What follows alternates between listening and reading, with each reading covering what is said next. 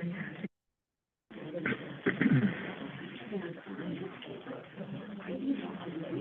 right, good evening. It's 6 o'clock, and we will get started here. Let's start with a moment of silence.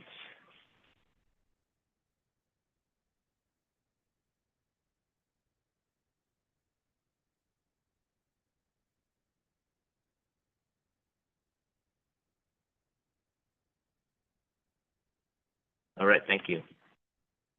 Yeah.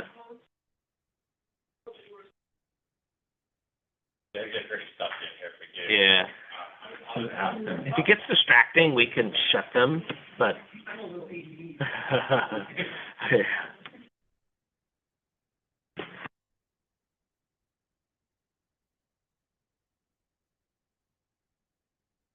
all right, first item on tonight's agenda is certificates of appreciation for outgoing counselors.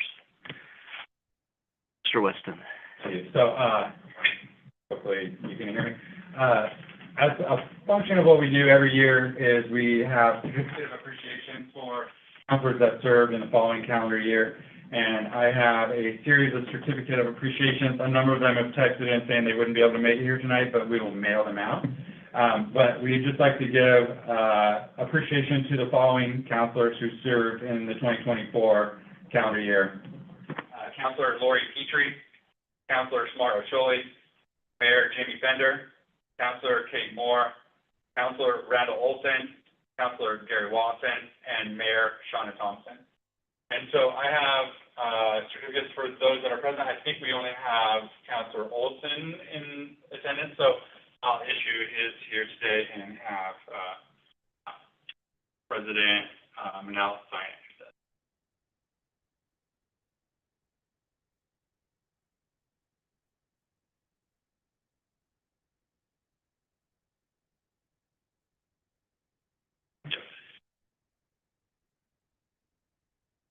Mr. Olson, if you'd like, we can put a nice little star embossed on this for you, or you can have it as is, but if you want the embossed star, I have to have you come back for it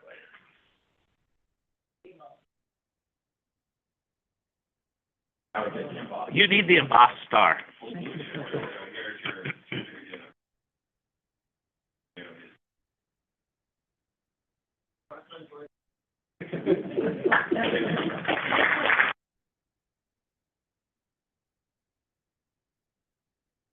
And finally, we have Mayor Thompson online.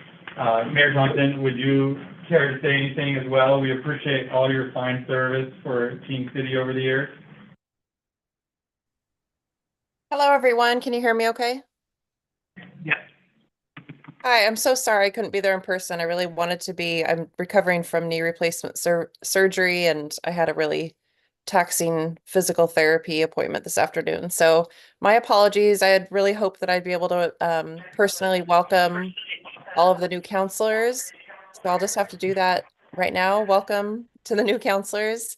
Please feel free to reach out to me anytime if you have any questions or anything I can help you with. I'd be happy to help. And I want to thank all of the other counselors that have already been serving in their roles. Thank you so much for your time and service and dedication to our fine city. And finally, to the staff, thank you so much for everything that you do, all your hard work, and especially for helping me and the other counselors kind of navigate this process. So thanks so much, everyone, and to everyone in attendance. Thank you for all of your support. I'm not sure who's there, but to anyone that's there that is, help support me and my fellow counselors and staff along the way, I just want to express my sincerest thanks. So thanks so much, everyone. Thank you, Mayor. That's all we had for that. Okay, so now moving on to number 2 is to administer the oath of office for incoming counselors. Mr. Weston. So I will call you all up one at a time and go through this oath for you. And I have Counselor-elect Braverman first.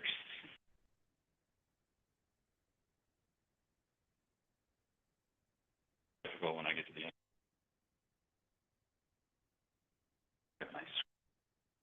Read and repeat it.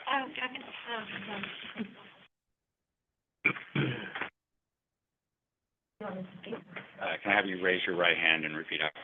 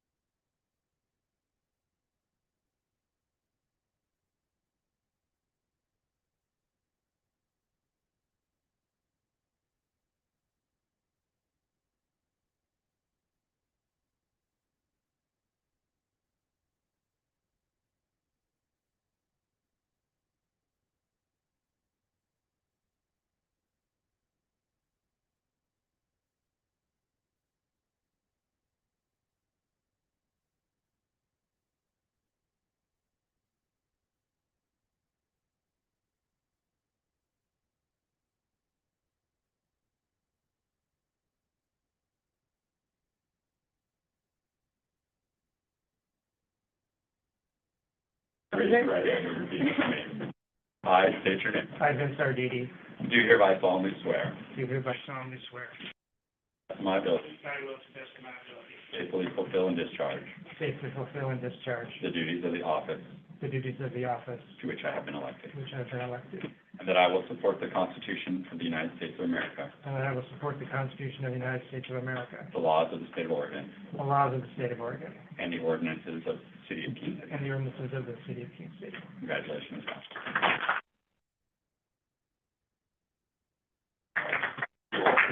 So here you are, and if you just sign, and we'll get them executed. If we could have all four counselors sign their certificate, we'll have them executed, embossed, and ready for you. Have to send them now or after the meeting? Never. Yep, now or after the meeting, just make sure they get back to us so we can get them Back to you. embossed. Thank you all very much. Thank you. Thank you, Mr. Wesley. Ronnie, are we good?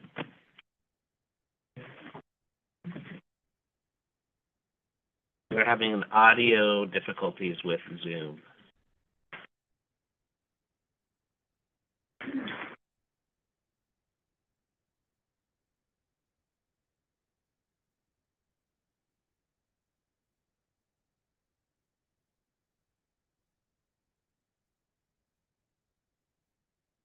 I wonder if it just timed out.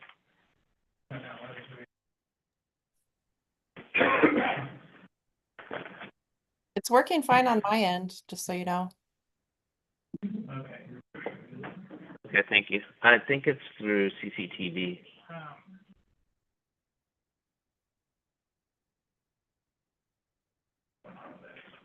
Okay.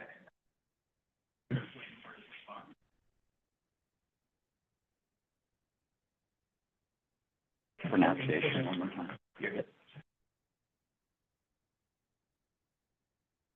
All right. Congratulations to all of the new counselors. And now we will call this meeting to order at 6:09 p.m.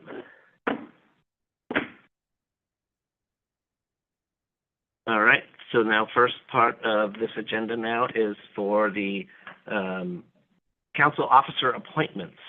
Mr. President, I'm sorry to interrupt you, but point of order, like to make a statement. John Hartman should not be recognized as a city council under Municipal Code 5.02B2. It was an ethical violation to seat him when the municipal code and the charter were not followed during the appointment process. I have with me a copy of the municipal code and a calendar for all the city council members that I would like to hand out to all of you to show you that the count for under the municipal code was not properly followed. And I'd like to go over that as a point of order. Please pass these down.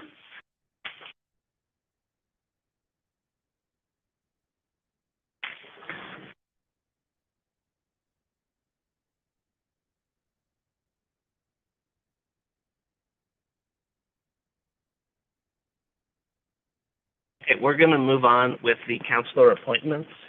Let me finish since I have the floor, please. That's the proper thing. No, that's not part of the agenda right now, Councilor Brennan. But it is point of order, and it is important because the municipal code was not followed.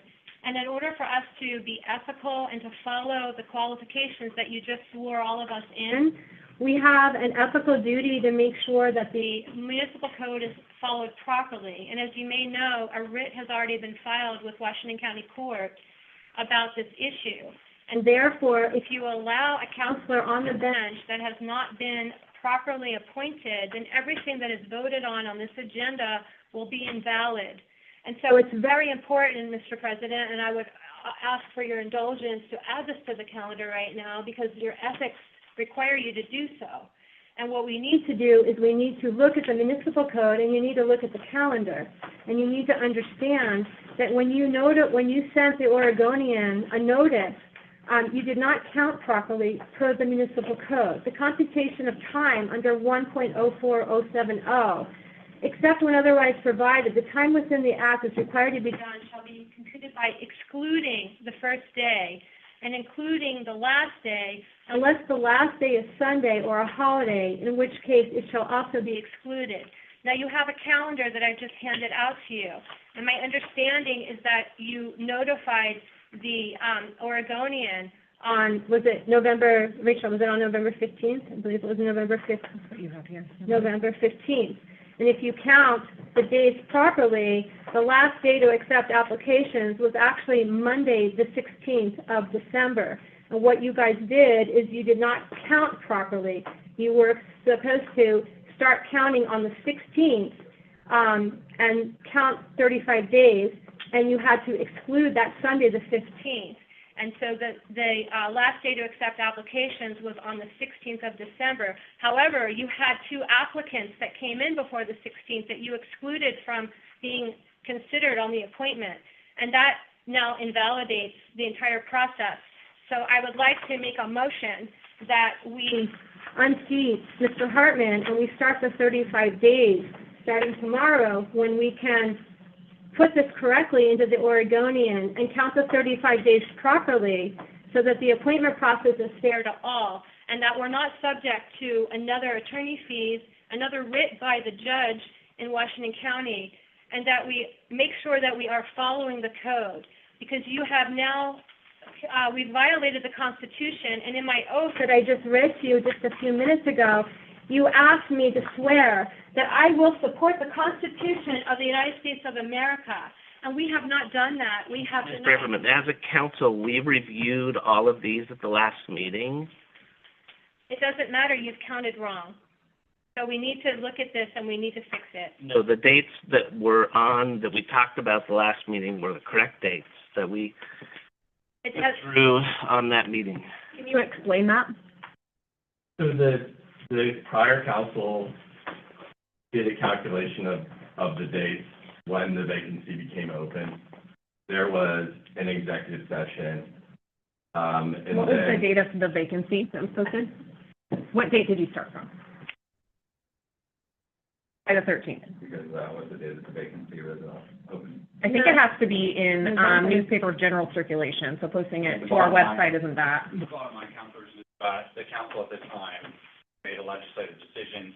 They set the calendar, they set the notice, followed the calendar, the notice, and it was per our code, and that's what we. I don't think it was per the Decision was code. done Mr. Hartman's already sworn in, Well- and you're basically just ignoring a But the council. code says that it needs to be by publication in the newspaper of general circulation. Our website isn't general circulation. Mm-hmm. So the first day, it looks like, was, November 15th. So the day really should have started on November 16th. 16th, and it should have gone to That would have been per code. That's correct. Is that correct? And the city manager and city council and the city attorney were notified by a letter that was sent to you from an attorney, letting you know before the meeting that you had counted improperly. This is unethical and unconstitutional because, again, 2 candidates were denied equal opportunity to apply. This is a violation of all of your oaths. So we disclosed the letter prior to the last meeting. Mayor Thompson and the other councilors looked at the information in the letter, and they looked at the calendar, and they recalculated the dates and came to the same conclusion. Which was wrong. I think if we look at this, though, it's pretty clear that if we're counting day 1 as November 16th, and we're counting 30 days, and our code says, including the last day, unless it's a Sunday or a holiday, well, the day 30 is a Sunday. So then we have to exclude it, By not the Sunday. provisions of your charter, the first decision that's made at the first meeting is the election of your officers. Yeah, we haven't done that yet, because if this seat is invalid, Then then the vote will the be votes invalid. are off. The So vote we will need to be address that invalid. first. And just because. I believe Ms. Braverman made a motion. I would like to second And, that motion. and I would just say that we have not received a writ. Well, it has been filed in Washington County. Well, I have not received a It's copy of okay, the writ. but that doesn't mean it doesn't exist. But I have made a motion, and the motion is to restart the calendar properly and to notify in the Oregonian tomorrow and to count the 35 days and to have Mr. Hartman plus everybody who wanted to apply to be on the city council get a chance to apply. So that's why. So we can't conduct any city business until the 2 appointments that occurred for our charter. That was the reason why, when there were the vacancies on the council, the first action that the prior mayor and council president and councilor took was the appointment of the new mayor and council president. So to take any other steps, I mean, that has to be the first order of business. How is that related to the appointment that happened in December? And So that's what, Nothing And to do Mr. with that. Attorney, We're talking about point of order is- you've already been told by the judge on November 12th that not following the code is unethical, it's unconstitutional, and so the judge has already chastised the council Can for I not just get a point following of the order here? We're code. talking about something that's not on the agenda, that's already been resolved. But I have the floor, 'cause Yeah, point of order, this is not on the agenda. I called point of order and I've made a We- motion. I've made a motion. We haven't even brought in any, I'm following Robert's rules, exactly, and it If says, you want to take a vote and talk about it, to put it on the agenda, that'd be fine. well, yeah, we can, under Robert's rules, I have the right to ask for this, I have the right to make this motion, and all I'm trying to do, and. we can add it to the end of the agenda. No, we need to add it now, because we need to make this right. Otherwise, voting on the agenda is going to be made invalid if that writ is successful. I have a point of order. This is something that was so important. Yeah, I have the floor. And I have the floor. I'm gonna ask, since this is Let me becoming a finish. personal attack, Let me finish. No, it's. Oh, no, it is. a personal attack. No, it isn't. oh, I'm gonna challenge that. Well, you can, wait your turn. I have the floor right now per the Roberts rules, and we will follow the Roberts rules. Right now, I have the floor, and we have a motion. We can discuss the motion. the newly elected councilors were not given the opportunity to add items to the agenda before today's meeting. That's not true. I was not given the opportunity to add items. I was not either. Vince, were you asked to add anything on the agenda? No, I'm been sworn. So, They haven't been sworn. well, but that's the thing. That's the whole point So of this it. is, I want to reiterate, this is not a personal attack. We quite literally just took an oath to uphold the ordinances of the city of King City. Yes. And Ms. Braverman just showed 3 that have been broken in the appointment of Mr. Hartman. This is by no means a personal attack. This is, let's do it right. If there is a writ that's been filed, are we going to go back to court and continue to pay legal fees and waste our taxpayers' money? Or can we just start over and get Okay, the process? point of order too is I said we can add this to the agenda, but we need to follow our agenda and then add it to the Okay, end. so let me ask, if the writ is successful and the seat is invalidated and needs to start over, do we need to revote on everything on this agenda? No, So we the don't. item's not on the agenda. So we need a Okay, hold motion on. and a second and a vote to add it to the agenda. Right now, we're talking about stuff that's not on the agenda. So there is no point of order. Right. Okay, so Because it's not on the. there was a motion and a second. Yeah, there's a motion and a And then second. you have to vote on it, to add it to the agenda for discussion. Okay, If it's something that you want to discuss Well, we- as a council. as a point of ethics, we should discuss it first. We hadn't, this wasn't an agenda item that was publicly noticed. We were not given the opportunity to request agenda items. That's because it was already decided by the previous council. Okay, so now our only recourse is to so I think there's been some, add to the agenda that needs to be voted on, is that? I think there's been discussion, now we need to vote on it, right? You have a first, or do you have a motion, a second, and we, yeah, and to add it. So going back one step, so for items that are going to be of community interest, the reason that we put out notice of the agenda is so that the public that wants to participate in that decision are able to have notice that it's going to be on the agenda. So for an issue of substance, normally what would happen is it would be placed on the next agenda so that then members of the community who are interested in that item would know it was going to be on the agenda. Why don't you just skip it on the 20th then?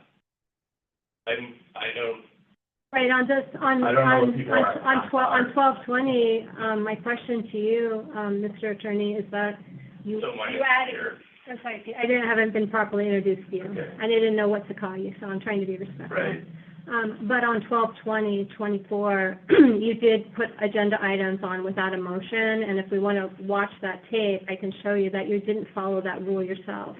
So it seems to me that if you're not going to follow the municipal code and you're not going to follow the procedures, then you've made a mockery of the oath that I just took, and I swore to uphold it. So we have to follow the right, we have to do the right count, we have to follow the right code. If you're going to put items on the agenda and you're going to say we can't add this, but then you violated what you just said on 12/20 well, yourself. how did I violate what I had just said? I said to the council that we had received a letter from a lawyer that had made this allegation and asked them to make a series of findings in response to that letter and in response to statements that had been made by a prior council. Because the council is entitled to substantial deference in its interpretation of the code. The council is not allowed to miscount and then say that it's following the code. It doesn't matter if the council made a decision. The council has an ethical duty to follow the municipal code, and it violated 3 sections. And I can prove it to you right now if you want me to go over it. Again, this isn't an agenda item that is on tonight's agenda. The community was not informed that this discussion would be taking place. By the terms of your charter, the first order of business at your first regularly scheduled meeting, which is the third Wednesday of the month, when a new city council has been seated, is for the election of the mayor and council president so that the meeting can proceed from there. And frankly, without that happening, I don't know how we can proceed. Well, we have a motion pending, and I'd like to have a vote on my motion. All in favor of putting this item on the... Hold on a second. Can you clarify again what your motion was? I have 2 motions. One motion is that we need to restart the count starting tomorrow when we publish this in the Oregonian, and we count properly per the municipal code, and Mr. Hartman is free to reapply along with the 2 that you excluded by not counting properly, and we avoid the writ, we avoid the attorney fees, we avoid a possible ethical violation, we avoid violating our oath, and we are following the U.S. Constitution. Equal protection under the laws is the So Constitution. that's your motion? My motion is to start the count and to invalidate Mr. Hartman's seat until we do it right. That's all it is. It's pretty simple. So your motion is to vacate the seat and restart the clock. Restart the clock. Is that your motion? That's my motion. Anyone who votes no to that motion is basically admitting that they are violating their ethics and they're violating the Constitution. I don't know what authority the individual councilors would have in order to remove another councilor from office after they've taken their oath of office. We do have the We- power we to do do have that the if power. rules haven't been If followed. the rules haven't been followed. And the rules were not followed. and the rules were not followed.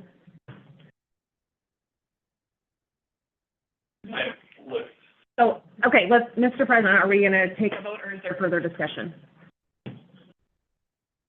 I'm still trying to figure out Hang on. I'm trying to figure out what, because I think that changed from your original,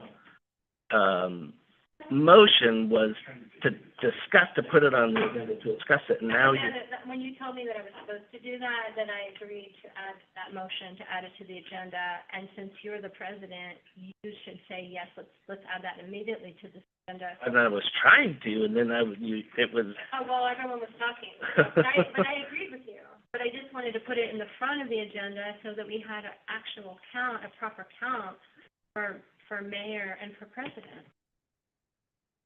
but we can't perform Just trying to invalidate. city business without putting a mayor and a president in place. But you're acting as president right now, so you're in place. Are we allowed to vote for something that's not on the agenda?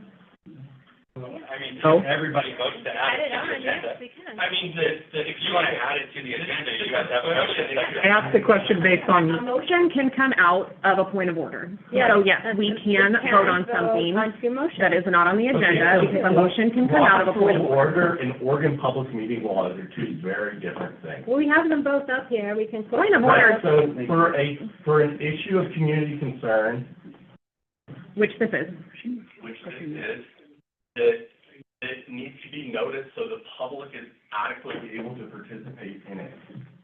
That's the reason that we publish agendas in advance, and that's the reason why we allow minor tweaks on agenda items, but not wholesale changes. If it's going to be wholesale changes, we bring them back to we continue them and bring them back to another. But on 12, So I have another point of order. When this first started, as chair presiding, I didn't recognize the speaker. This whole thing has been out of order. Right. We've been off order. It is out of order because we have an appointment that is invalid. So that's the point of adding it before we vote on everything, because if we have an invalid point, On the agenda.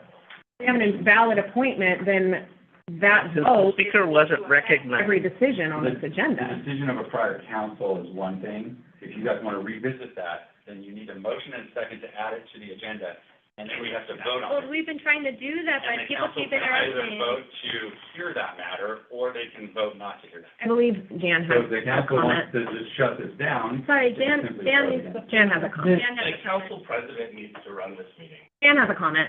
We should let her speak. Excuse me, we're not it wasn't recognized, the whole, I didn't recognize the speaker, so all of this has been out of order. Well, you don't have to recognize me on the point of order. As running, You just said you're not. the point of order of running a You're meeting, not- You just said you're not the president, that we have to vote, so you don't have the authority to do the that. president. but I'm acting until everyone, because you have to act to call the meeting to order and to get council officer appointments. But you did recognize me, because you just recognized my motions, and you asked me to repeat them, and so I did, and I explained to you what I was trying to do. You're out of order. I don't believe I am. The fun little cartoon that they sent us as training actually says you are. Yes, they are out of order. Okay, well, then We need to get back to the agenda. we've made a motion to add it to the agenda right now and discuss it, and we have, Okay, we're not gonna recognize the motion. well, we're making a record then that you have refused to have this discussion, and I think that's not gonna reflect very well on the city council. Okay, we're moving on to the council officer appointments. So under the council officer appointments, we select a mayor and a president. So I'll hand it off to you, President Manella. Okay, so, it was,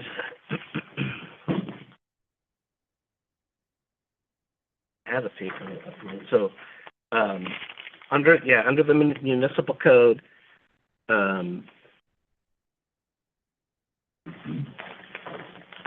What section? why don't I have, 4.0A? Okay. I had it up here earlier.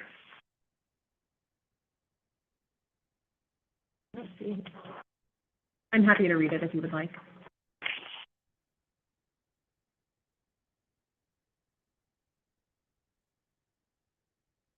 I don't have the, do you have the papers?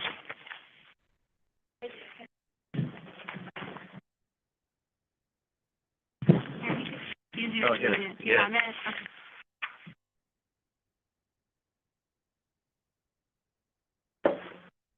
So under, section 4.08 of the city municipal code, you can,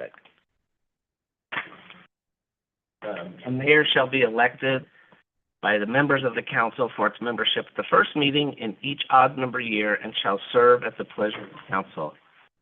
Terms of the office of the mayor shall be 2 years. The mayor shall be a voting member of the council. The mayor shall attend and preside at council meetings, enforce council rules, preside over deliberations, and determine the meeting agenda.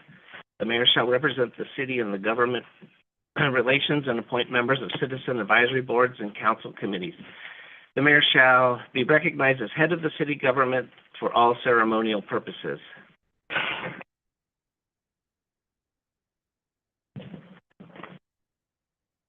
So now, as a body, we need to discuss and consider nominations. I'd like to nominate Mark, Manellis for mayor. Second. All right. Sorry, I didn't hear what you said. It's not my hearing aids. I've got mine. You want to borrow one? I nominate Mark Manellis for mayor. Second. Second. We have discussion? Under discussion? Yeah, we can have it, and then. Okay, yeah, and now discuss, and we can discuss now. Any, I am sorry that I cannot vote for Mr. Manellis as, the head or mayor of this organization because I just tried to get him to follow the ethics and to follow the municipal code. And I cannot in good conscience support a mayor or a president of the city council who will not affirm their oath, who will not follow the Constitution, who will give excuses to not follow the municipal code, who will not recognize somebody who has studied and prepared to come in as a new city council with all of the evidence, a calendar, and asking to be heard. I cannot support someone to be leading the city council who will be so disrespectful and will be leading the city council down the wrong path. Thank you. thank you. Any others? I have a question. If we vote for mayor and then this writ comes through, then that invalidates the vote for the mayor, is that correct? Well, we don't have a writ, or I'm not aware of a writ. It's been filed. It sounds like members of the council have a copy of the writ and I don't. It would be great if I could receive. I don't have a copy of it. But I looked on the court website and I saw that it was filed, and you have access to the court website. When was it filed? I think on the, what's today, the 15th? I think it was filed on the 10th. In any case, Usually I would be served. Well, you can go to the court website right now. Usually an attorney that's filing something with the city would call me to confer, and then I would waive service and then receive a copy of it. I'm not involved in it, so I have no idea. Maybe the attorney did call you. Well, as a point of order, we're getting off topic again. Yeah, we'll get to, Peter, can you answer the question though? It's a good one for everybody to, if the writ is filed and it is accepted, does that invalidate today's vote?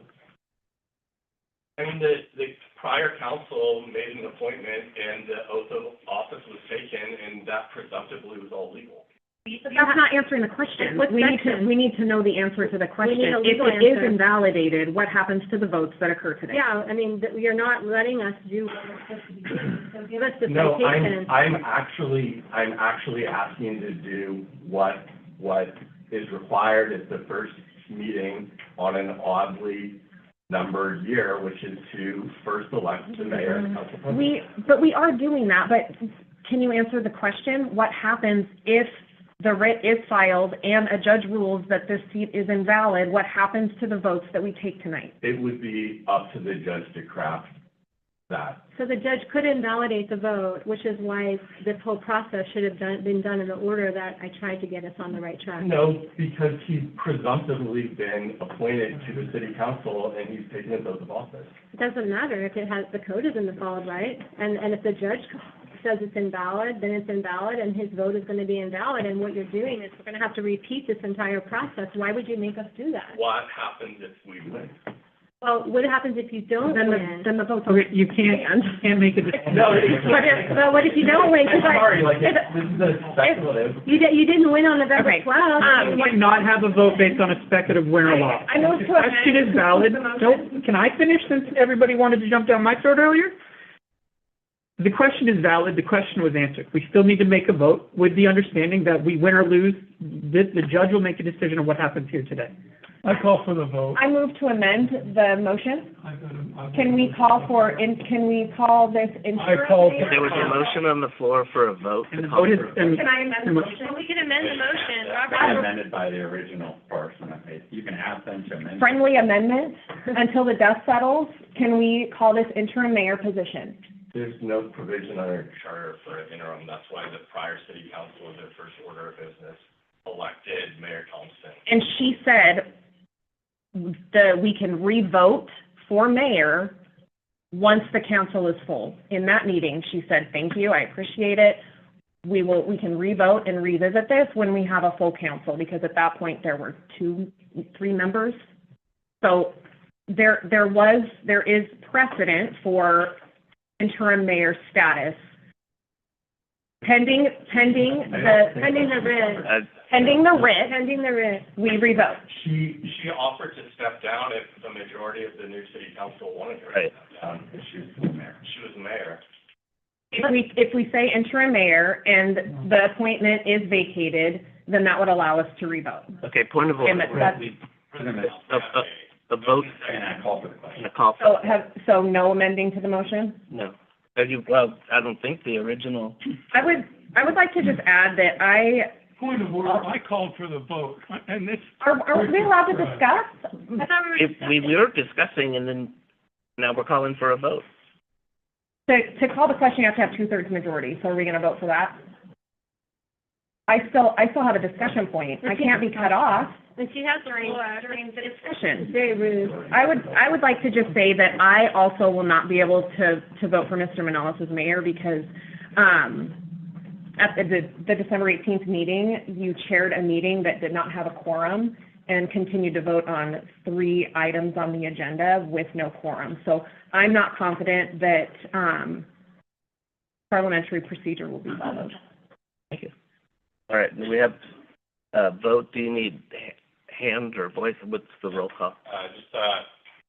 I'll do, roll call if that's fine. So we have a motion and second to, appoint Councilor Manel, or President Manolis as mayor. I'll start with, Councilor Kuzmierski. No. Councilor Braverman. No.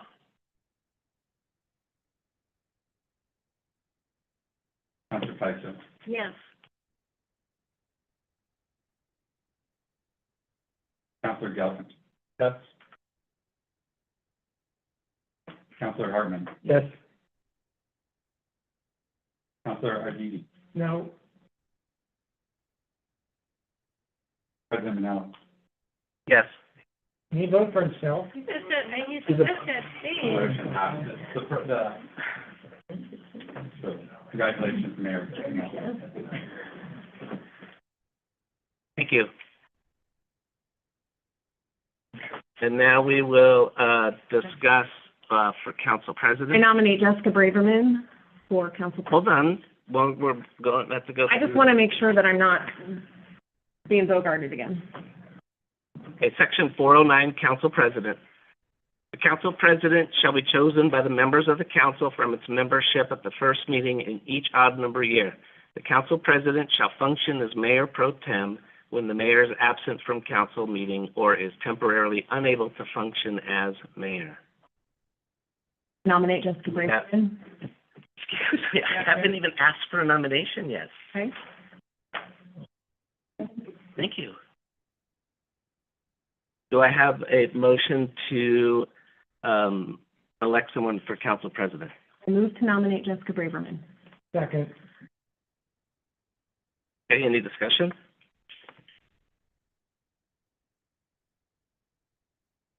The only challenge that I have is that Councilor Braverman, as myself, is new to the council. I believe that the council that has been here the longest should have the opportunity. So I will be voting no. Any other discussion? And the only thing I have too is with the behavior that's been present today, I don't think that there could be, that Ms. Braverman would be able to conduct a meeting in the absence of a mayor to keep a meeting going forward, so I'll be voting no as well. And what do you base that on? For her behavior tonight? I think she was just stating her case, sir. All right. Any other discussion? Excuse me, this looks like we've got some block voting going on. And, I just hate to see that on the council. For that reason, I'm voting no.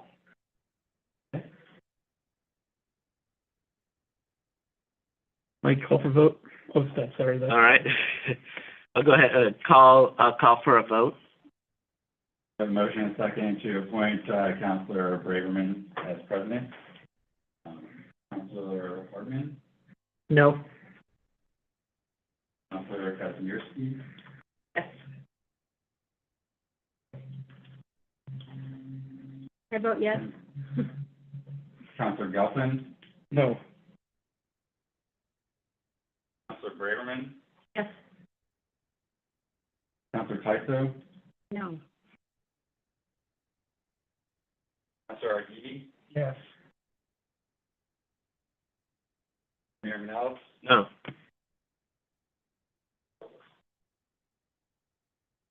I'd like to make a motion for Councilor Gelfand to be the Hold on a president. second. Let me call for another. Okay, apologies. All right, thank you. I would like to, now that that motion did not pass, do we have any other motions on the floor to appoint a council president? I'd like to make a motion for Councilor Gelfand to be president. And do we have a second? I'll second that. Okay, we have a motion and a second. Did you get that, Mike? Any discussion? Yes, I would have a hard time voting for him because during the inappropriate appointment process on December 20th, Denny asked one of the candidates about his medical condition, and that is a bully, huge violation, and under the Bureau of Labor to ask anybody about their medical condition, their race, their religion, and so I find that to be completely reprehensible, and I do not want that person representing as president or chairing these meetings if they're going to conduct themselves in that unlawful way.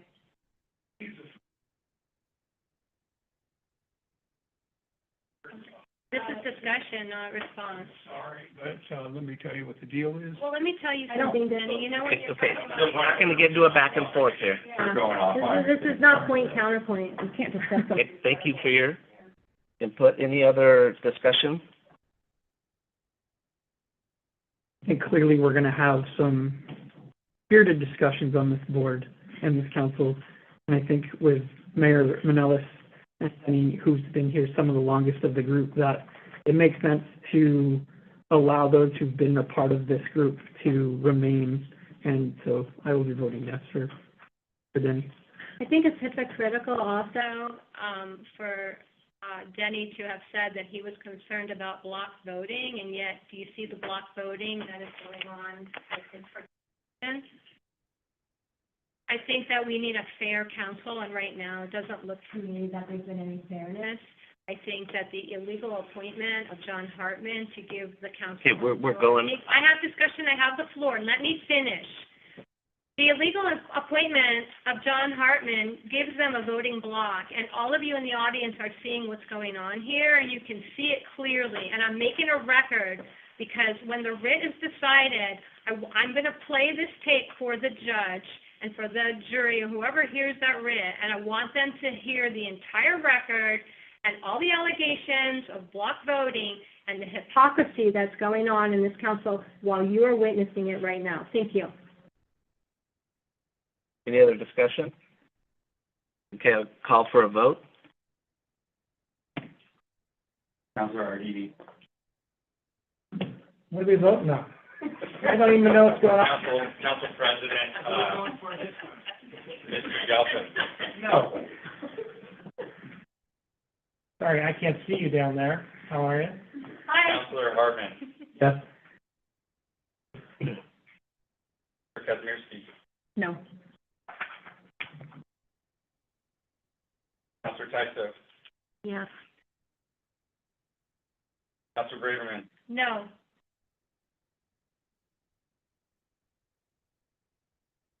Counselor Gelfen. Yes. Mayor Manel. Yes. Motion passed.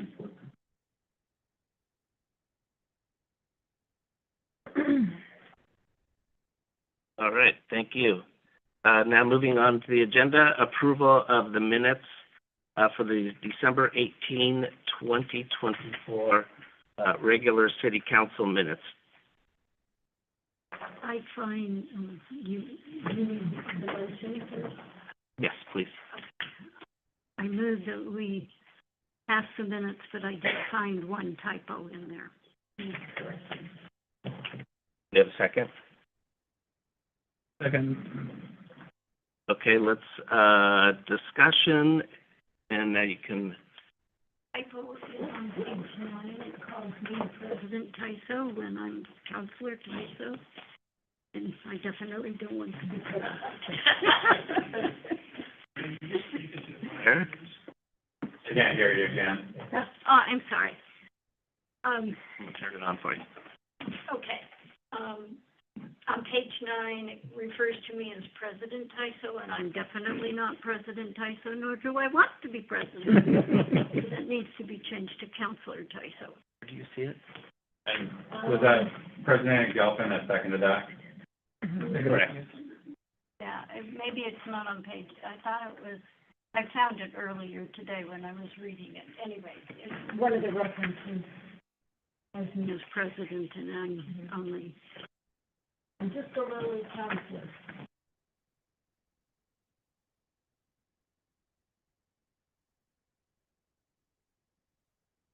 Mr. Mayor, I have something to add. Yes. On page 10, under the, October 2024 financials, it says in there, President Manellis reconvened the meeting, noting 3 counselors were present after Counselor Olson left due to an emergency, confirming a quorum. That should be stricken from the record, I suppose, because 3 does not constitute a quorum. We only have 6 counselors. That's still not the majority. And Yes. Right, that was a majority of the Well, council was We're present. talking about approving these minutes, and 3 out of 6 is not a quorum. So the minutes are an accurate reflection of what was said at that meeting. Well, it's not, it doesn't say he confirmed a quorum. Just saying that 3 out of 6 is not a quorum. Well, I wasn't there for that portion of the meeting, but my understanding is that that's what was said at the meeting. The meeting. The meeting minutes reflect what was said at the. Okay, so are those not typically in quotes if it's something somebody said? Because I know usually this is, summary. we do summary minutes, yes. Okay, so if that is a quote, should it be in quotations then? Maybe we add that instead, so it looks like that it's an actual quote. I mean, that could, again, I wasn't here for that portion. I was here for the earlier portion. If that is a quote from the meeting, then, yeah, you could do quotation marks. Oh, and there's also the video that would be a quote from the entire meeting. Right, but we watched the video, and it was a quote. Well, okay, I guess that's my question. If it's a summary, then it's not really indicated that it was a quote, and so Right. indicating that a quorum was confirmed, but 3 out of 6 isn't a quorum.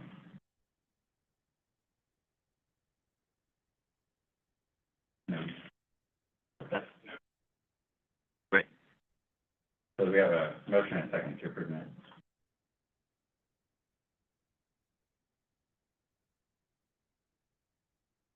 So we have a motion and a second. Let's, vote with the change, I guess, was with ISO with, from president to counselor.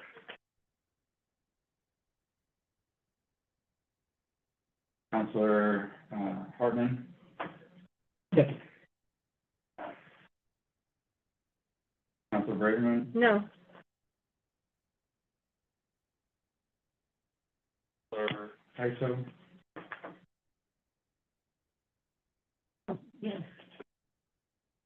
And I have a confusion, but I'll ask you President afterwards. Gelfand, Yes.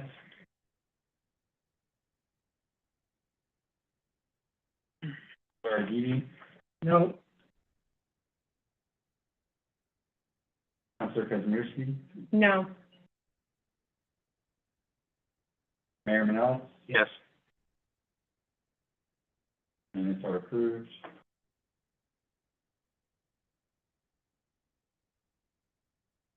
Okay, moving on, we have, what's that? It's sort of a stupid question to follow up with this, but if you're not sitting on city council when those minutes were written, can you vote yes or no? Yes, if you reviewed the video so you're familiar with what happened at the meeting, then you're able to vote on the minutes. Oh, we didn't know If you that. didn't review the video for that meeting, then you should probably abstain from the voting. It sounds like Because I've abstained a couple of times because I wasn't. right. Should we change our votes if that's not the case? yeah, I didn't watch the video, so I should abstain. Because I didn't watch it. I mean, that's commonly what happens, so. Should we recycle this issue? Yeah, let's, okay, now with I'm clarification. really sorry, but, No, it's a good question. Clarification. It's a good question. Thank you for asking it. So with the clarification of, have you actually watched the video, I'll go back through all. So we have a motion and a second. The motion was to approve the minutes with a, text edit on page 9. The motion was seconded by President Gelfand. There was some discussion that we've noted, and I'll go back through. So, I have a question. So is the vote just saying that is what happened, not that I agree or disagree with what happened? The vote is to approve the minutes just reflect what was said at the meeting. Right, so I just want to be clear what my Yeah, vote whether or says. not you- Yes, I agree, that's what happened. Yeah, so whether or not you agree Okay. with it, it's whether it happened at the meeting. Okay, thank you. Counselor Hartman, Abstain. Counselor Braverman, I have to abstain because I left the meeting early and I did not watch the rest of the video. Counselor Tyso, yes. Counselor Gelfand. Yes. Counselor Arditi, Abstain. Counselor Kazimierski, Yes.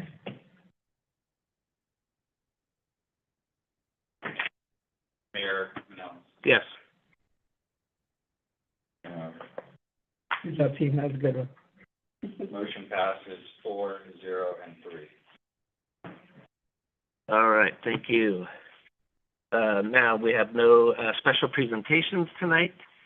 Now on to number 7, we have open forum. Open forum is intended to ensure community has the opportunity to provide input for items being considered on the agenda or make suggestions for future agendas. At the time, the council will be happy to receive your comments pertaining to items on the agenda with the exception of public hearings for which testimony will be received and conducted in the proper form and manner at the time of the hearing. Each person's time will be limited to 3 minutes. Public comment and testimony may be presented in person or via Zoom. We can skip that. You may submit written public comments electronically on the website or via email to King City Recorder Brownie Smith. All electronic comments must be submitted before noon on the day of the meeting. The information you provide will be collected and retained per Oregon Revised Statute, ORS, Public Records Policy 192.005 to 192.170, 357.805, 357.895. In some limited cases, the information may be exempt from these regulations. Visitors may state their comments and should not expect the governing body to discuss the statement or issue in back and forth dialogue. Yeah, Do we have a sign-in sheet there? yes, there was a sign-in sheet. Is there? I didn't see it. Yeah, it was up on the, Couldn't see it. Ronnie has it. Oh, it's taken off. I didn't see it. Oh, no, I don't know how it works.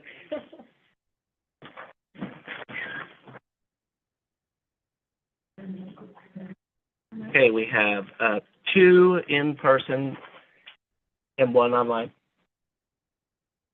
Let's go online first. What's that? We have Don Mobley online. Don, Yes. can you hear us? Me? Yes. Okay. Hello, I'm Dawn Mobley. I live in unincorporated, well, now it's Metro, part of Rivermead at 17030 Southwest 137th. On December 20th, a peaceful demonstration was organized in front of City Hall to support the voter's choice, Steve Gerhardt, as the replacement counselor for the council seat that was illegally held by a recalled counselor for several months. Myself and others took the day off from work to attend a meeting in person that was inconveniently scheduled from 1 p.m. in the afternoon. An hour before the council's work session was due to start, City Hall was shut down, city employees were sent home, and the in-person council meeting was canceled, making it only accessible by Zoom. The email notice from King City stated that the reason for the meeting change was unforeseen circumstances surrounding internet content, along with safety and accessibility concerns. The mayor cited the reasons for the abrupt change was because they learned of a protest and wanted to use an abundance of caution. She went on to say, any intimidation tactics or perceived or real threats have been and will continue to be forwarded to the police. As an attendee at the demonstration, I was joined by many caring and kind community members, all in the holiday spirit. The media was also in attendance. Given the severity of the safety concerns, I found it odd that there was 0 police presence. If there were safety concern, why wasn't there any police presence to protect the approximately 50 community members in attendance? If the protesters were the concern, why wasn't the police there to keep the protesters in line? I'll tell you why. This office has continued to use the false narrative that the community is the enemy in their political game of chess. The truth is, we were all peacefully exercising our constitutionally protected right to assemble, and our government imposed restrictions just because they didn't like the message. Not once was the police alerted for any poor behavior or for anyone breaking the law. I followed up with the King City Police Department on Monday, December 23rd, and asked what safety concerns shut down City Hall. And the officer's response was that they were unaware of any safety concerns and did not know why they had shut down City Hall. He followed up with the police chief and called me back to say that King City Chief of Police also had no knowledge of any safety concerns or internet threats on City Hall that had been reported. Not only did this council shut down City Hall for non-existent safety concerns, but the mayor also removed the open forum portion of the special meeting, once again silencing their constituents for the second time that day. For the councilors that remain into the new year, you can no longer sit on the bench and passively serve your city blindly. If you do not want to be made a fool, do the research, ask questions, look up and follow your own municipal code, slow down and listen, and for goodness sakes, do not tolerate being lied to by those that work for you. It's time to figure out that this community is an asset and not your enemy. Thank you. Thank you. Thank you. Okay, and in person, I think that was it for online, right, Ronnie? In person, we have Greg Russell. I'd like to make a Thank you. comment, please. What was that? Oh, sorry. Shauna Thompson. Hi, thank you. I just wanted to make a comment that public forum is for items that are on the agenda. And the previous speaker was speaking about things that were not on the agenda. And she's just saying things to upset people. And I think that we're having enough trouble keeping our emotions in check already in this meeting. So I just would like to urge everyone to take a breath, remember that the people that are sitting next to you and in this room are all neighbors. We're all community members together, and that we need to work together to find solutions to our problems and not attack each other. So I just want everyone to take a breath and please just try to keep the peace as much as you can. Thank you. Thank you. Okay, sorry. Was that all now online?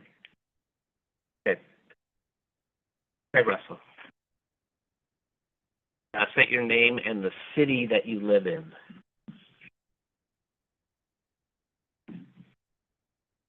Russell, Tigard, Oregon. First, I would personally like to congratulate all the new councilors. They were rightfully voted in by King City and Edgewater voters who took the time to actually study the issues and vote for the candidates who would lead King City into the future. Let's keep in mind, once again, how this entire scenario came to pass over the last few years. Started with a 12.82 acre Bankston easement, which is 730 feet along the Tualatin River. Pushing the Fisher Road extension through this Class 1 riparian habitat is both environmentally and economically unsound, and there are much better alternatives closer to Beef Bend Road. And yet, transportation system plan. Hey, Mr. Russell, do we have something pertaining to Yes. this? Okay, I'm okay. continuing. Thank you. Was approved despite continuing widespread opposition from the voters and environmental groups. Please remember that you, as councilors, represent not only the King City government, but also the Rivermead and 147th neighborhoods, who, by the way, are ineligible to vote in King City elections. You must also consider the Tualatin River, wildlife, the native trees, the watershed, and the future 10,000 new residents who will be making Kingston Terrace their new home. We're counting on you to ask the hard questions, use good judgment, common sense, and most importantly, to listen and follow through on the wishes of its constituents to make this a thriving and livable community. You are the engine that controls the journey, not the city manager, not the city attorney. Use it. You have a lot of hard work to do, but I want you to know that I support your commitment as new King City councilor as you move forward and take on the challenges. Let the voters have trust and confidence in the new King City government. Thank you.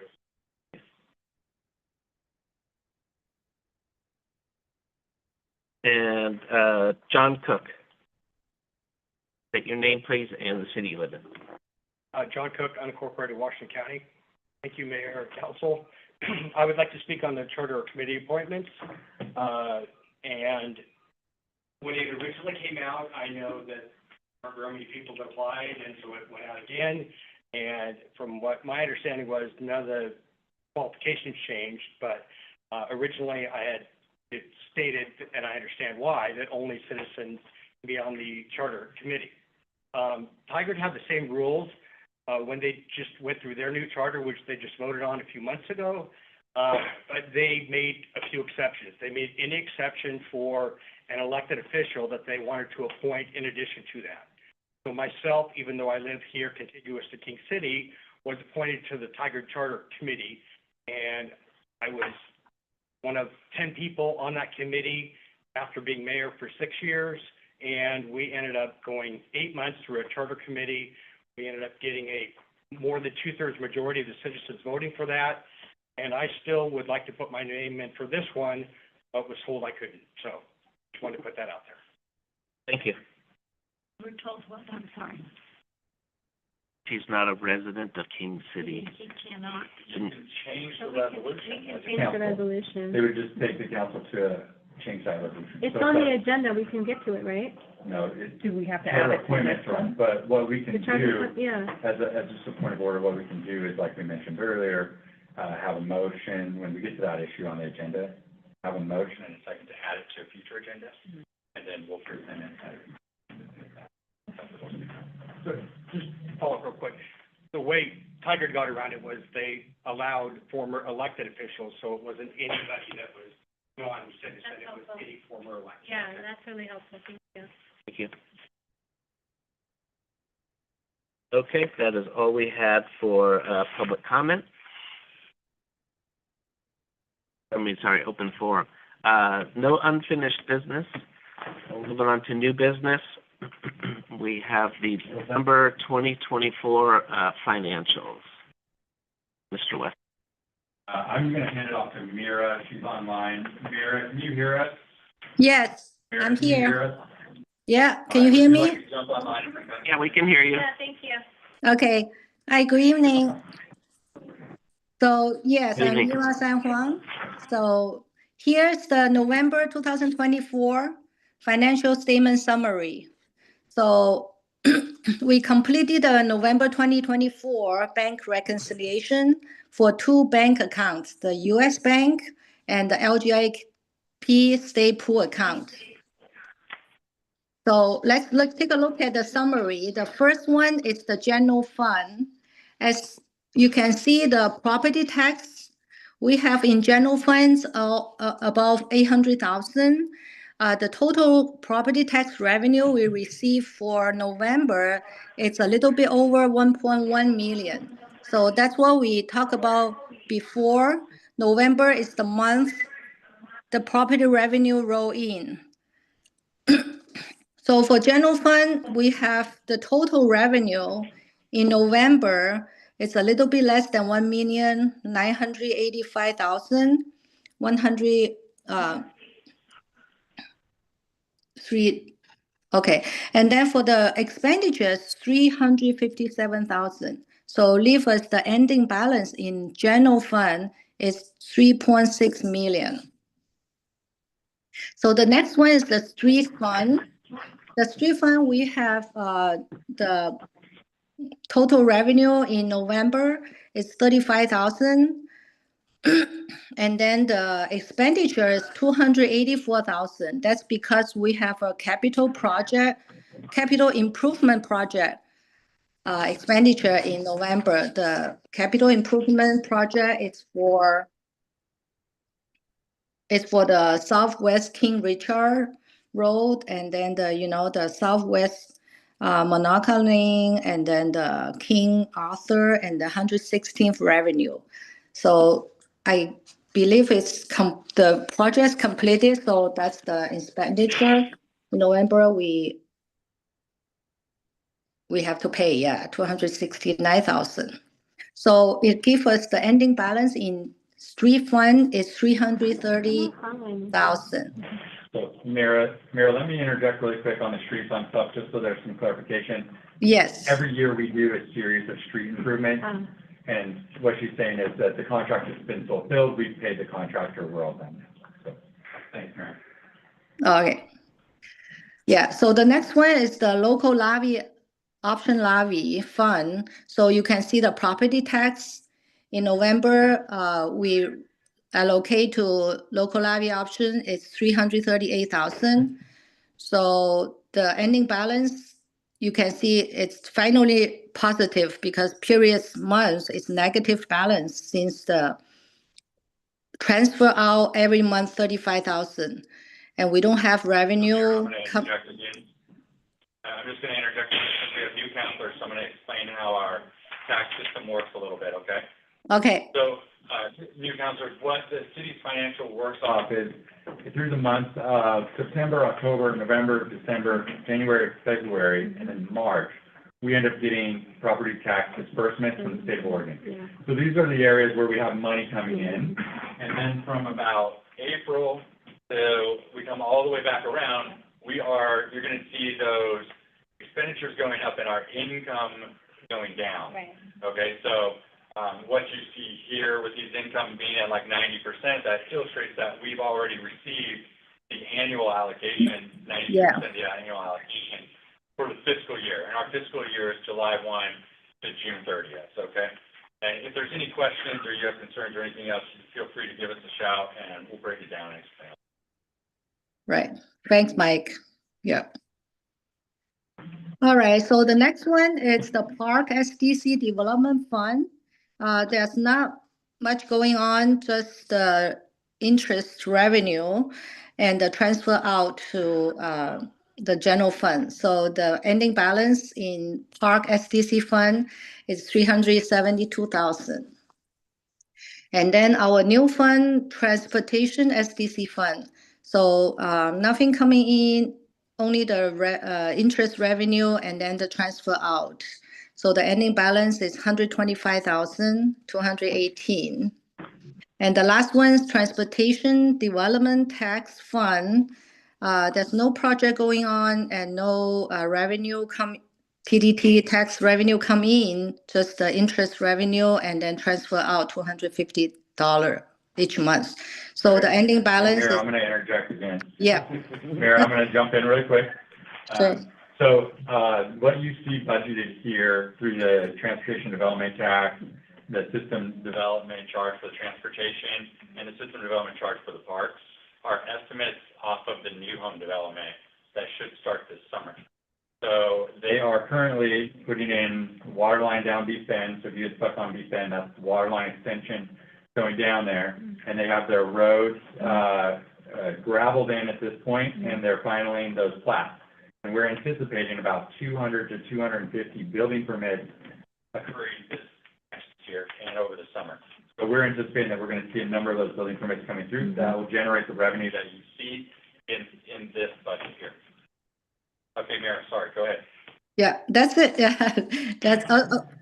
that's it. Anybody have any question? I have a question. Yeah.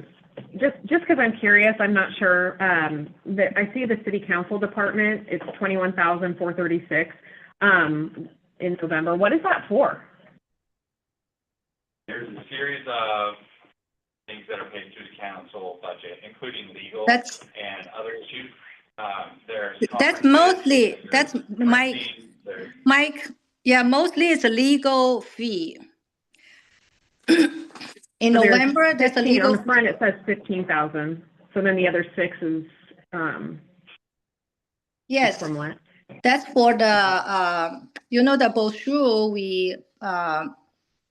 we pay for many months, like about $6,000, yeah. The mailing, shipping, and the brochure we pay for the West Trail project. Mike, you record that? Yeah, so all what she's saying is like the public notices and everything that we mail out, that's all part of Yeah. that budget as well. So any kind of public outreach,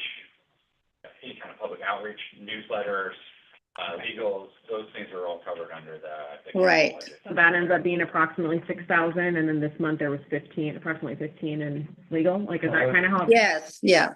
breaks And out? It's probably gonna be closer to about 100 to 120 by the end of the year, but, you'll start seeing those. Not per month, I just mean per month. Okay. So point of information, in the November meeting, I was here and requested an itemization of all the fees related to Chili's reappointment. I did not see that produced in the December meeting. I would like to re-request that along with an itemization of all legal fees.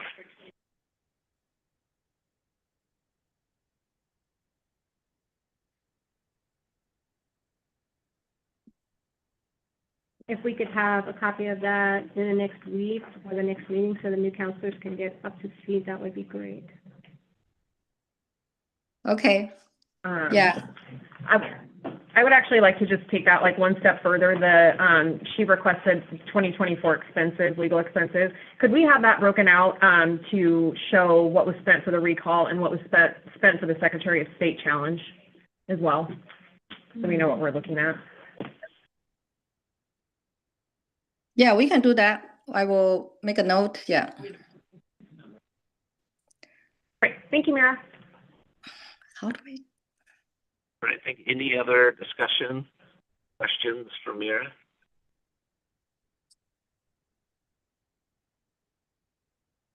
I would just like to make a comment. Okay. And that the comment is,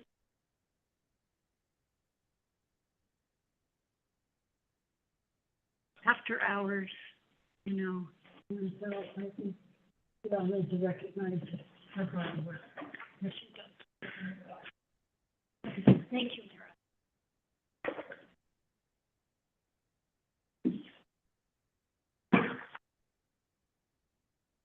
Okay, if there's no other questions or comments on this, I'll take a motion to approve the November 2024 financials.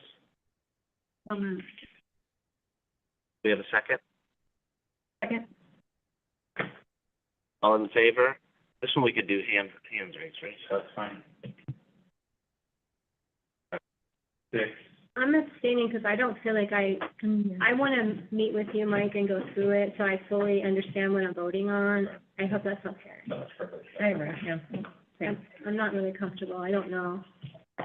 So I have a 6, 0, and 1 abstention. Sorry, I abstained. Okay. Yeah, 2. same reason, Sorry. thank you, sorry. 5, 0, and 2.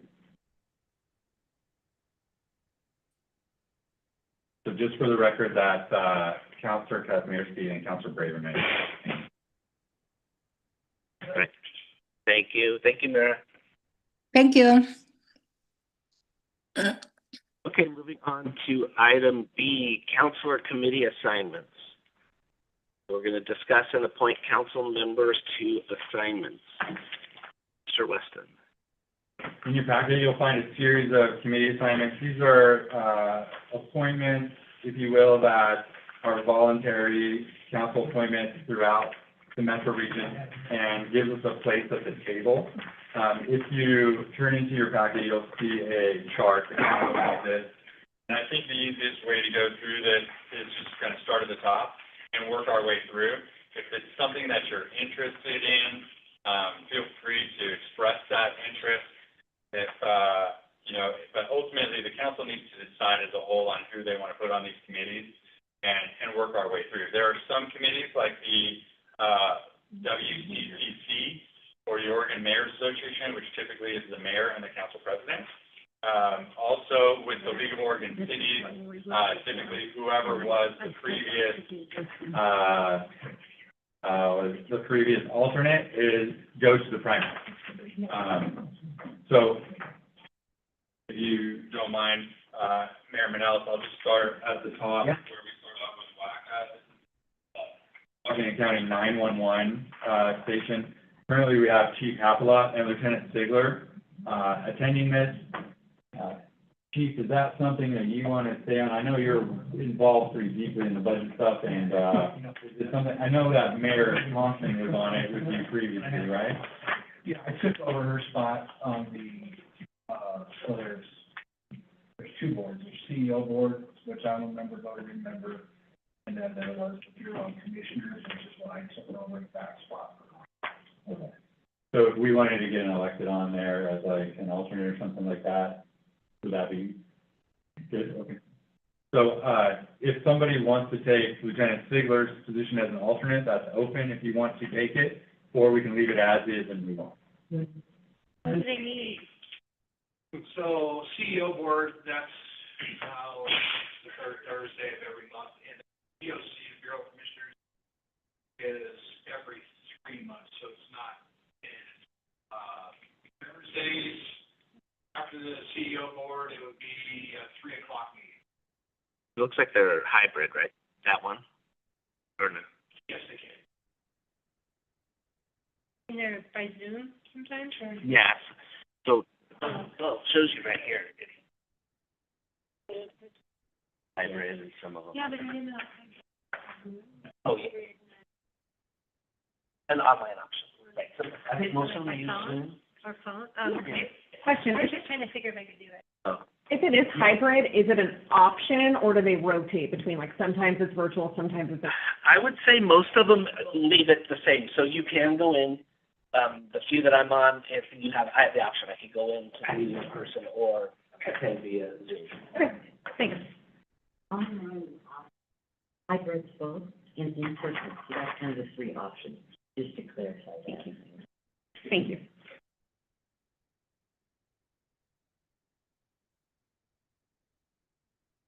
Can I volunteer to be your backup, or how does this work, Mike? It's councilor's decision. We do have a backup position if that's one that you want to, or we That's fine with me. Council Behrman in. All right.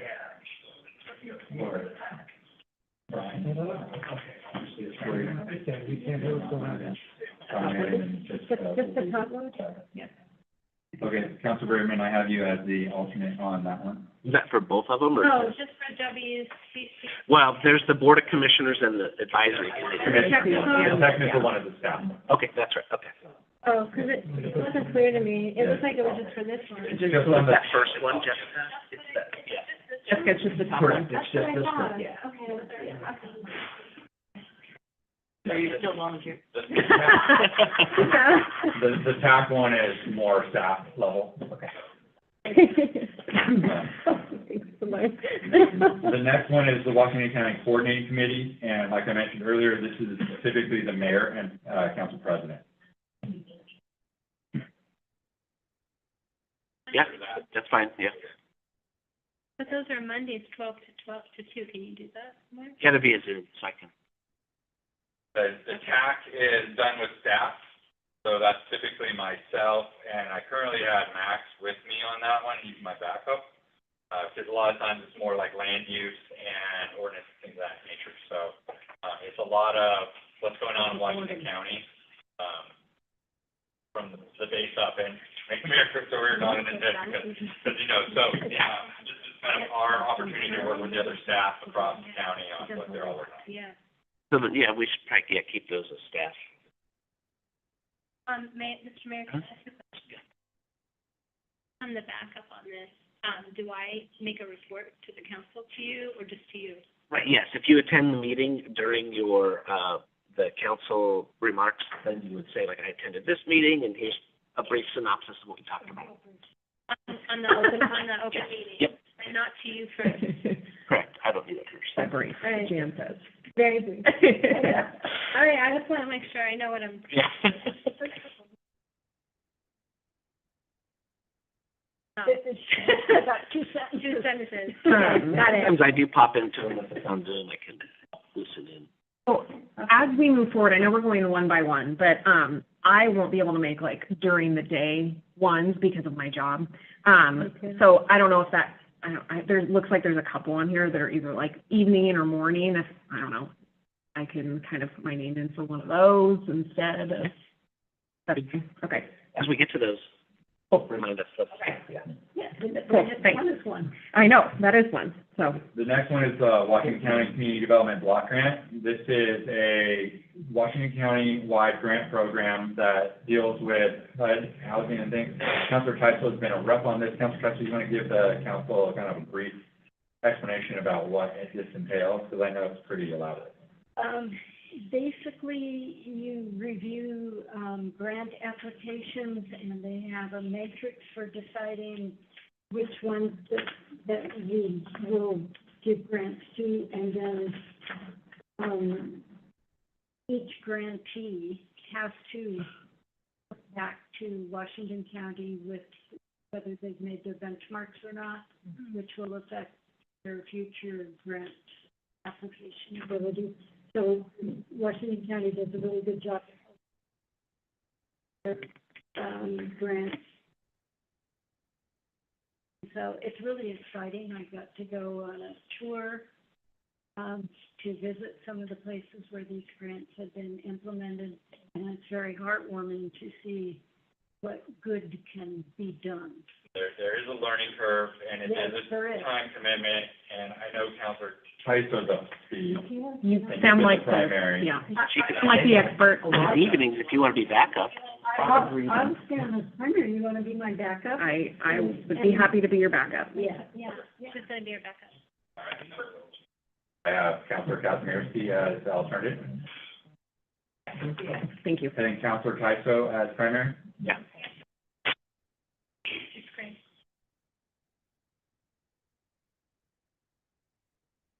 All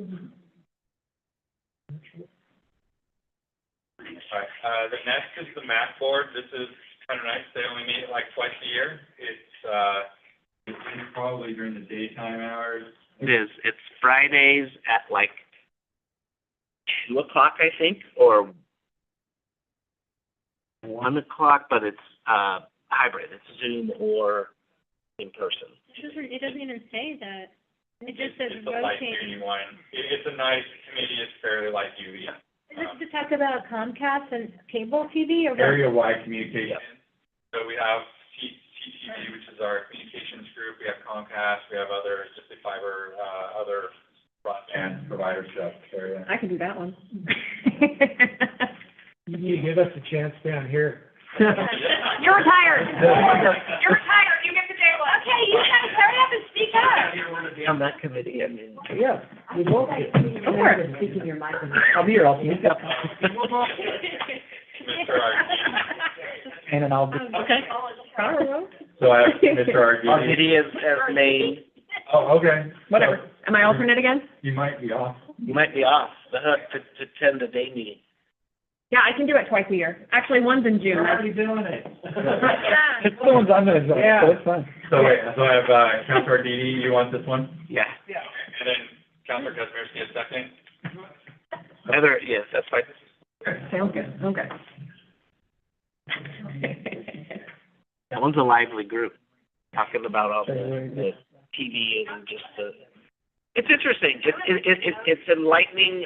Something you probably don't even realize. You know, there's that fee on your cable bill, right? What does it go to? And that's what they do here.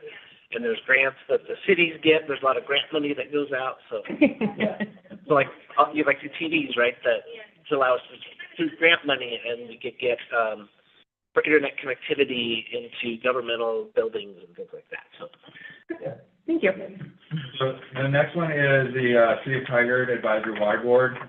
We work with Tigard. They are our water provider. Mm-hmm. It started out as an intergovernmental water district, included Tigard, Lake Oswego, King City, Durham, and the Tigard Water District up here on Bull Mountain. And so we're all under the same umbrella. They have a board meeting. It's held the second Wednesday of the month. And, What time? It says the second Wednesday of the month, but doesn't it's in the say evening at, they put on it. 7? Noted. I think it's 6 o'clock. I want to say. 7. I think. So. They even have a call-in option. Yes. I'm not sure if they have Zoom, but I think it's like you can just listen in on the phone. Honey says there's a Teams option. Oh, there is a Teams. Oh, okay. So there's a Teams option on this one, not Zoom. It's Teams. Sometimes it still does conflict with us. All right, that's what I was worried about. But if it conflicts, then, you know, we can get a video of it or a catch-up one. Do I have a primary volunteer for that one? Does anyone want to volunteer? Be back up. She'll be back on. Sounds like primary. Yeah, I know. I think the water is important. Yeah. You know, so I'm happy to be back up, but it's just my schedule, my child's schedule. I don't want to be primary. I don't want to let the council down.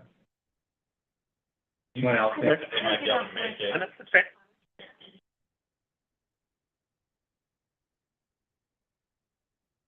John or Vince, either one of you want to be primary on that one? Tigard Water? Yes. Yeah, I can do it.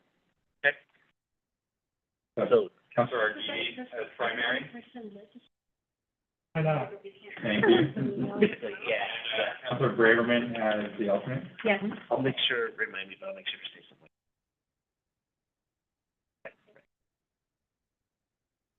Next one is the Small Cities Group.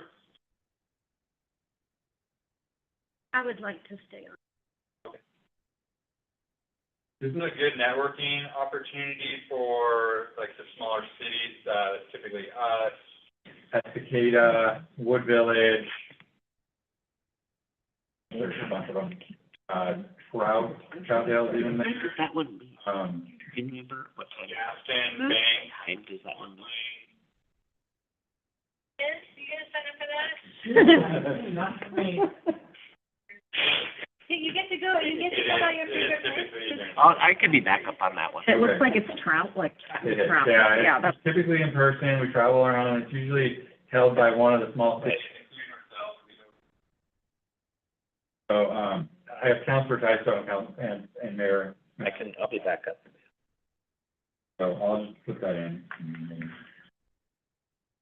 Somebody. So the next one is, the League of Oregon Cities.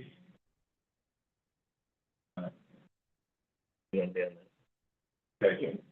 President Gelfand. That's typically during the day as well, and then it has conference attended. The next conference is in May, by the way. In Bend? No. North Bend. Bend.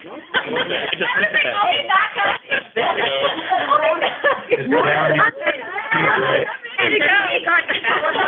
I'll take you with me. It's in May, and it's at North Bend over by Tuesday. Correct. And then that's for the fall conference. And then the annual conference this year is in Portland. All right, so I have Councilor Tyso and President Gelfand on LFT. Okay. The next is the Washington County Transportation Option. This is typically a staff one that we cover. Nobody's on here. But you're more than welcome to jump on this if you want. Typically, we just cover it. Yeah, I think, as it was, right, you and Yeah, it's Where is it and when does it meet? last meeting was over in Intel, and it was in the middle of the day. It was like from 1 to 4. So I went over there and did that one. And, it was interesting. They had their Intel headgear, and I got to do a tour of the Intel facility. And they basically work on Washington County transportation options. So a lot of it's like bike oriented and alternate transportation oriented. So it's a fun little one, networking one, but it's more like staff level, I want to say. But the council can certainly go. Yeah. Go with us back. Yeah. Don't, you're not signing up though, are you? I'm not signing up. I'll I'm saying unofficially, I might go with you. I'll keep myself as a primary, and then when I see it pop up, I'll send it over to you, and we can go. That'll be good. All right, so I have myself and then Councilor Brady. So the next one, Metro is, Are you gonna do that one? No. you said it was fun. That one, I listen to it online, and then I go back and watch the videos. Put everything on YouTube to follow up and catch up. And then but they do also have a couple of in-person ones. What's that? Does anyone want to be the main one on this one? I'm willing to stay on. But It's a good opportunity to connect with our Metro counselors, and, It's just I can't do the time. But, Tuesday. Mayor? yeah, I could stay on that one. I'll do alternate. All right, John?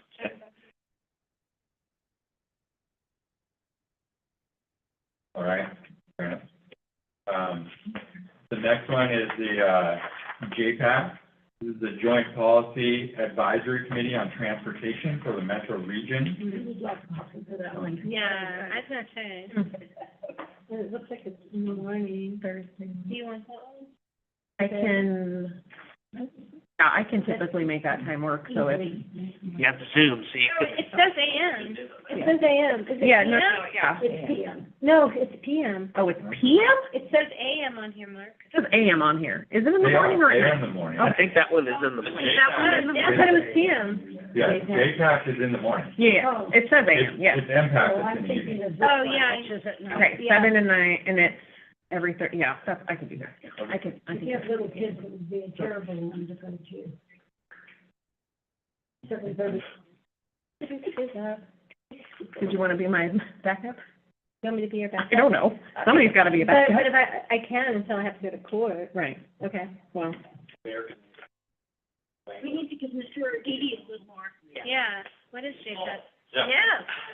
Mayor, can we call on our Sure. elected mayor? So let me explain JPAC and MPAC just a little. JPAC is the Transportation Committee, and Metro has one representative. Each of the counties has a representative. Each of the cities has representatives in each of the counties. So if you even put your name on this, does not mean you get to sit at the JPAC table. There's certain people that actually get to vote, and then there's people that sit in the crowd. I used to go and sit in the crowd because I learned a lot. You also make good connections. It's good just to know what's going on. But usually the WCCC, which is Mayor Manillas that's on, WCCC will vote a primary and a secondary to be on the JPAC committee. So amongst themselves, they will vote for somebody. So a county commissioner is from Washington County, and then there'll usually be 2 city people. And that's voted out of the WCCC. And then, so you've got 4 counties, because Vancouver is also allowed to be on the JPAC committee because it's considering the whole region. And so it's very interesting to hear what's going on. There's a lot of transportation things regarding everywhere, a lot of times around the state, but mainly it's just in the 4-county region. And so by going, you would participate from, you know, sitting in the stands and learning what's going on, but you actually don't get to vote. You can walk up and speak beforehand like anybody else, but it's by raising your hand now, you're not actually a voting member of JPAC. So they actually are the ones that vote all the funding into the transportation for the whole 4-county region. They control all of the funding. MPAC is the same thing, but for land use. And for MPAC, it's the same way. The counties will have certain people that are actually, we have from each county, there's usually a primary and an alternate from each county. And so amongst the county, if you're that representative to MPAC the same way, Washington County will still have to decide who is the voting member of MPAC and who is the alternate member of MPAC. But that you guys have to decide amongst Washington County people. So MPAC is very interesting that, and nothing to say bad about MPAC, but it was like 3 to 5 in the evening at Metro downtown. It was never my fun time to drive down there and want to do that. It's easier in the morning to get there before everything's open and you get out of town. So I was more of a transportation guy than a land use guy, but nothing about that. But it's land use. You actually have a lot to say of how land use within that. When the UGBs come forward, the urban growth boundary, the Sherwood one that just came forward, it just came through MPAC. So all of that goes through MPAC. So who decides who gets to vote on those 2 committees? Like, how are the voters The decided? county themselves will have to decide amongst themselves. Like, So what, it's the county, WCC do they have an election, or how do they decide who's voting? Or is it just by whoever they want? Then again, you said the The county committee. members, Yeah. so let's say you've got all 13. So Washington, so I live in 13 Washington states County. within Washington County, right? Okay, yeah. And so amongst yourselves, you actually have to figure out who's the primary and who's the alternate. So you're deciding now whether you want to be even attending or participating, and then the 13 of those people will have to get together and decide who's the number 1 and who's the also. So if we're on the committee, when they have their discussion, are we allowed to put our hat in to be a voting member or not? MPAC itself doesn't decide who the voting members are, the counties actually decide. So the 13 cities have to actually get together and decide, okay, whose turn is it? And sometimes, like some of your other committees, who was the alternate last time, they become the primary. Or a lot of times, that same member stay on there for 12 or 14 years because they've always been that person. So it's not an automatically rotating thing every year. So it's not really voted in. It's like once you're in, you can stay in there and be a voting member. It's not like an election that happens every 2 years or every Correct. year. That's correct. That's what I'm trying to understand. It's not. And Okay. I think, Mayor Cook, you might want to explain this a little bit more, but as a It's a small legacy city, position. we're Yeah. represented by a group of small It's a cities. legacy. So we should have one person as. One person that represents Small cities. the, yeah. Some of the larger players in the room still have their own rep at the table, and so will TriMet and. Correct. So in addition to the counties I talked about, like on JPAC, you also have TriMet there. You also have Port of Portland there, since they also get votes. And so there are certain other people that get votes. Even at like MPAC, I think some of the special districts get votes too. So MPAC itself actually decides who is a voting member, but it's usually a proxy position. They don't vote who is that position. Dawn, She was the MPAC. I was on MPAC. All the cities except for Hillsborough and Beaverton have one representative for all the cities. And I was the alternate for the other cities for several years. And if your primary isn't there, it happened that the primary was gone about half the time. So I made sure I was there at every meeting, and then I voted at the table. Here's Mike. Thank you. And then also to clarify, it looks from the last email that they sent out about the JPAC meeting that it's in person, 7:30 a.m. Well, I do have to say, like, with the impact one, the drive's terrible.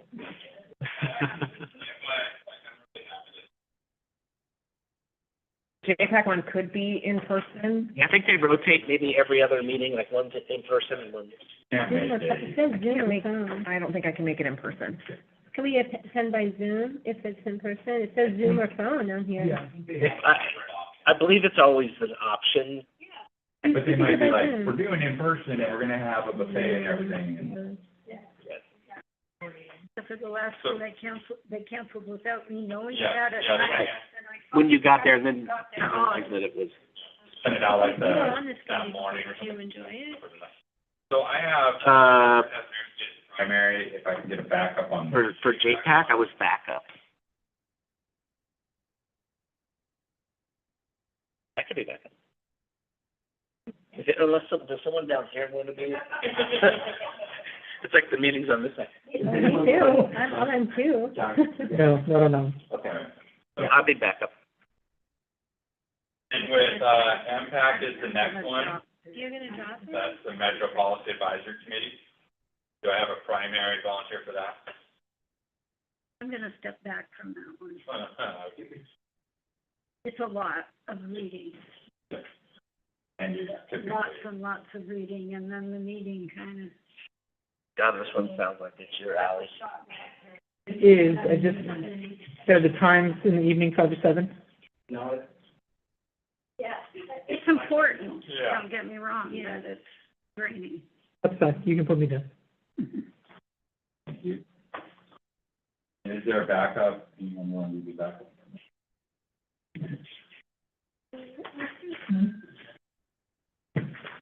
Do that.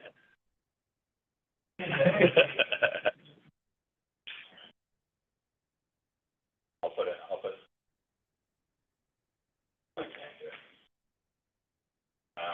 Next one is for town hall meetings, congressional reps and delegates. Typically, this has been all, like, President Gelfand, hand up. Okay, do we want to do all, or do we want to have primary and then have all? Like, so we could put President Gelfand as like our primary? And then everyone else, yeah, I mean, because I think everyone would want to attend some kind of meeting like that. The alternate would be all. Yeah. And as alternate, though, feel free to go to the meeting. So we can go Yeah, even if we're not. yeah. Okay, I didn't know that. Thank you. Our next page is the homeowners associations. We have a number of HOAs meet regularly. Right now, we have one liaison, and that is Councilor Gelfand on as the HOA liaison. Is that good for you, Phil? Okay. Anyone else interested in being his backup? Councilor Berman, gotcha. I will put you as backup. Thank you. Move on to the next one. The next one is the Oregon Mayors Association. This is typically the council mayor and council president, so, Councilor Mellis.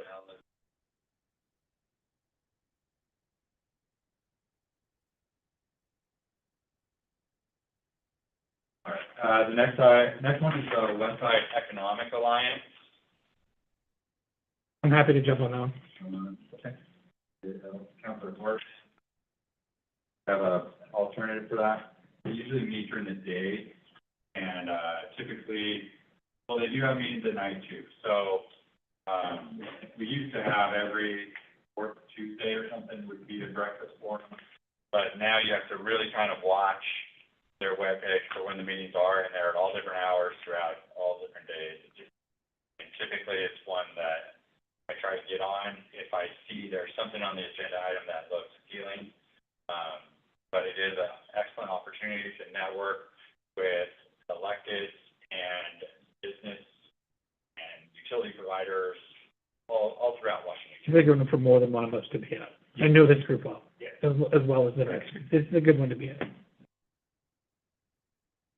Now, you sent me to one of those, it was great. Councilor Gelfand, Kaito, Oh, no, that's fine with me, and Now we go to this, I have Councilor Hartman. I'll do the primary.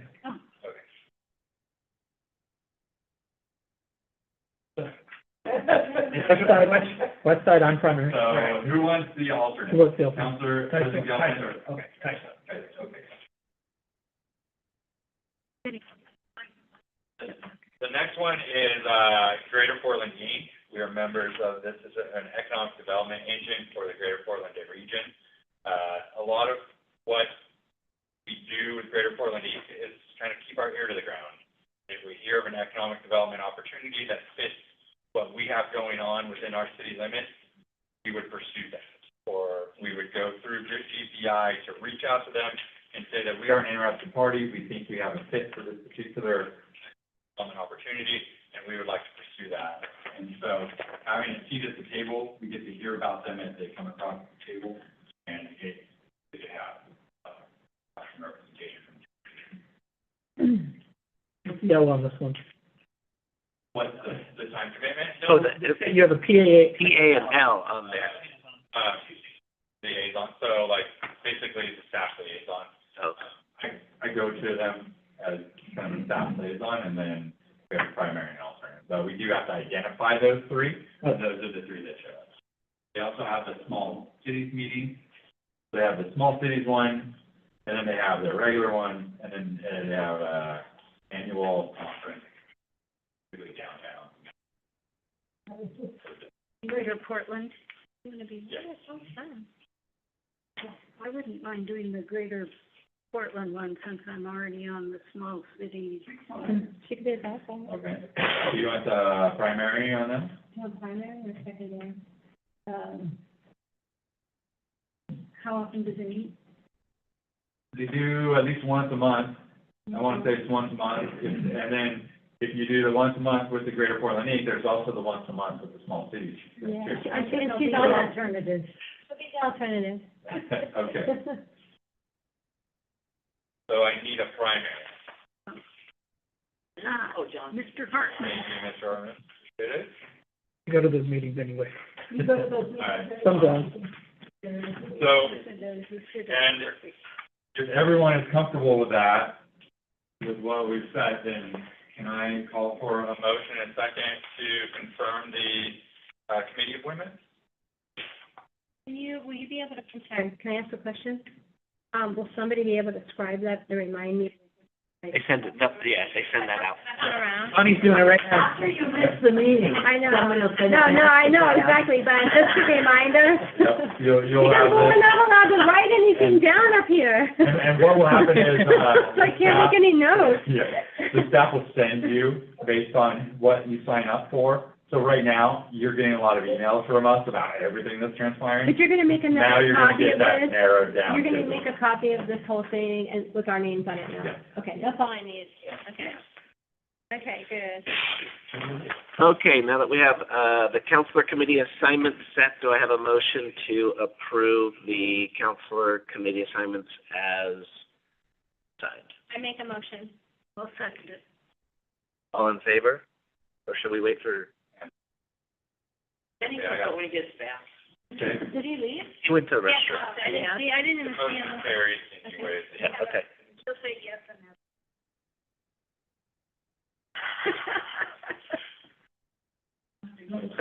All right, moving on to, item C, charter committee appointments. No, can I make a point of order on this based on, Mayor Cook's recommendation that we make a motion before we do this, that we can include officials? Yes. I make that motion now. For the next agenda, I don't know what we could do. Oh, I can't. Add it to the Can't next, do it tonight? yeah, we can, so we have to allow time for public comment. Agenda item for the next meeting and say that there be two Okay. spots for a former elected Are you official okay with or an that? ex officio and set the criteria, and that can be what's voted on next. All right, so I'm gonna make a motion, to add to the next month's agenda, to, put on the agenda item to consider and discuss and make a motion to open up to elected officials to come on the charter committee. Do I have a second? Second. Any discussion? Just for clarification, I want to make sure we're talking about two positions for potentially former electeds. Well, first I wanna make a motion to open it up and discuss, and then we can decide how many we need. So the motion would be to place it on next. That's what I said. Yeah, and so the staff is going to go back and draft and make an edit to the resolution. Okay. And so the more clarity I have from you council members now on what you want in that, Well, I'll bring back to you. the reason, I'm sorry to interrupt you, the reason I want to keep it open is because I want to see if there are other elected officials that we don't even know about. And if they see that on the agenda, it's going to be placed in next month's agenda, they may come forward and maybe we want 3 people. I don't know yet. Well, we have a 9-member charter committee. We have 7 members. But we're opening it up to elected officials so that kind of they're in a separate category. Mark, I think we should leave it open so that we can see if there's any other interest. Yeah, let's leave it open, right? And I think through discussion, right, it'll probably organically grow through discussion. Yeah. Maybe just 3 people. Could be. Or maybe we only want one. Yeah. Yeah, okay. Right. So we'll leave it open, and it'll have to be edited again probably anyway after this. Yeah, I'm just thinking, if memory serves, it's very specific, 2 members from this, 2 members from that, 2 members. Yeah, So, that's part of the problem, is the makeup of the charter committee. Right, but we'll see. We'll Yeah. figure it out. We'll just leave it open. But we can limit it next Right. agenda item. Mayor, I have a couple. yeah, we have a motion. Yeah, we have a motion and a second To add to add. for former elected. Correct. Yeah.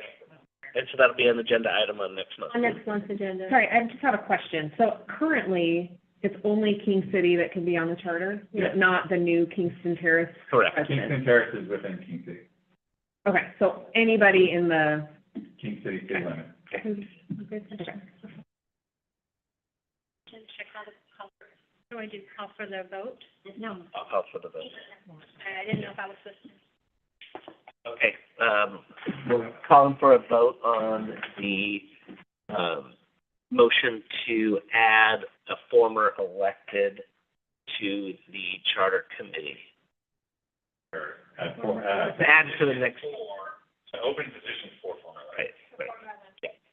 which we will try to bring that resolution for consideration at the next Next meeting. So we have a motion and a second to add this issue to the next agenda. as a resolution?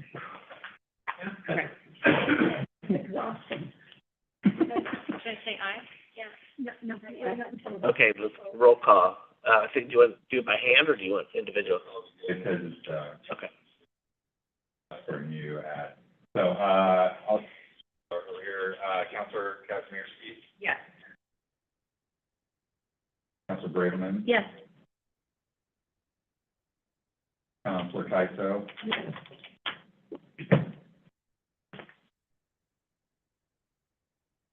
Counselor Arditi. Is this specifically to add John Cook? Andrew.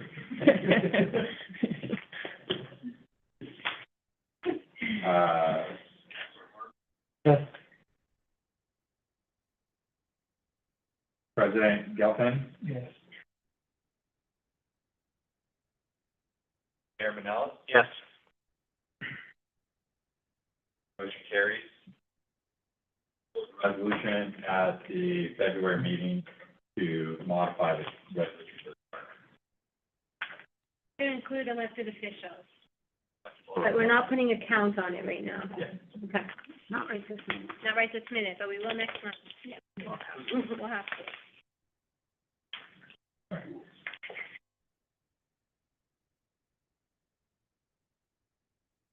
So then, like, we have I have a question on this too, because, former Mayor Thompson has applied. Can I guess either appoint her if we slate, or should we hold off on her application. She's actually a resident of King City. That's true, okay. But she was an elected official. Correct, so we could put her under either one. We could put her under either Yeah, one, right, right. Appointment really not her Yeah, so she is a resident. potential appointment because she's already there. I think the elected, sounds like it's drawing from a more specialized. Why don't you ask her if she has a preference? And Ronnie, have you confirmed that all the applicants are meeting criteria?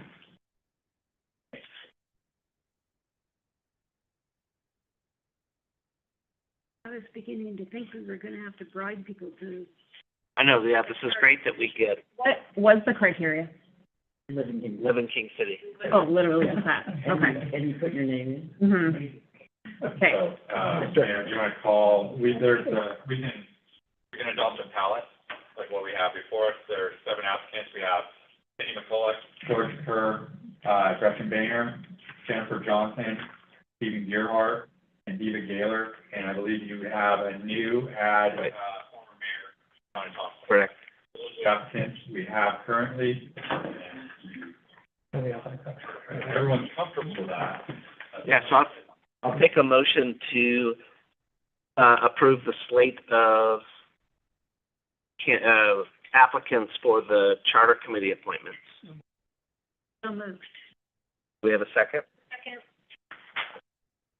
So I had a double move. So who wants the original motion? President Gelfen. Okay, and then I have a second over here, Councilor Brickman. We're getting too enthusiastic. I'm getting the agenda. Okay, so I have a motion and a second to adopt the slate I included her on. to the charter committee. Right, and like I said in the motion, it was to include the slate that was, and Shauna Thompson, that was included here. Slate seven. Do you just need a hand vote, or do you need a roll call? I think a roll call for this particular one would be good. Okay. Councilor Arditi? On this time? The charter committee appointment. McCullough? Yes. Yes. Yes. Councilor Hart? Yes. President Gelfen? Yes. Councilor Tyso? Yes. Councilor Braverman? Yes. Councilor Kazmierski? Yes. More the merrier. Mayor Manel? Yes.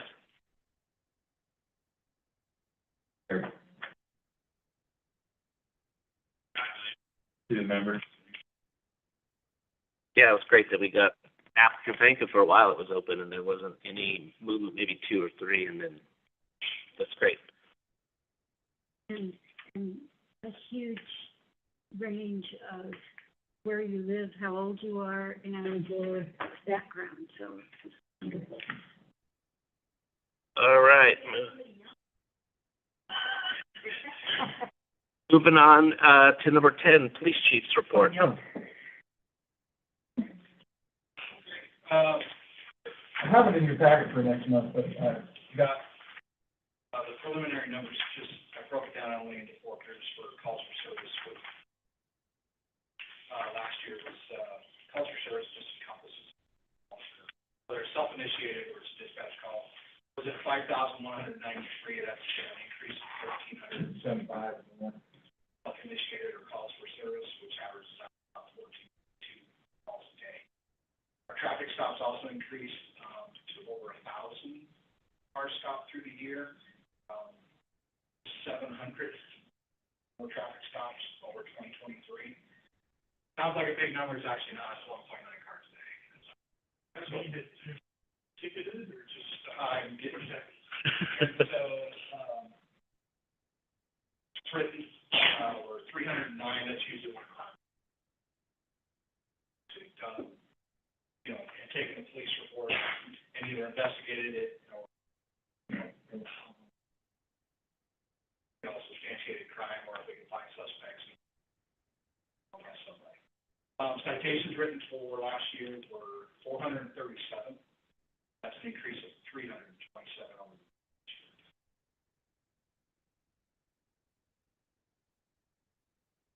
call flag. Here's an important one. Here's the call flag for mental health, and whether it's we have a button on these check it off. It just keeps track of data for us and through the system. And things 27 less than from 2023, so that's a good thing. It also dispatching calls now. The mobile health response team is getting a lot of these calls. They get the aspect. So there's numbers. We'll have it broken down a little bit better for you. Categories and specifically.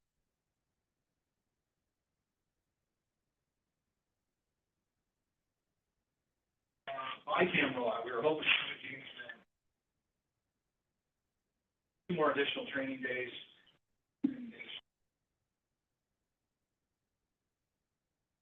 But they're actually, it's such a cool item, but they're actually kind of complicated as far as records, retention, and management, including the district attorney information because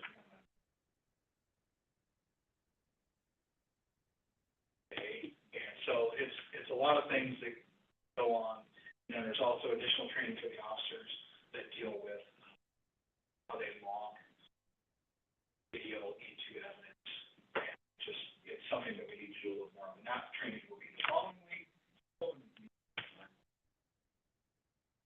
You'll see a new budgeted item.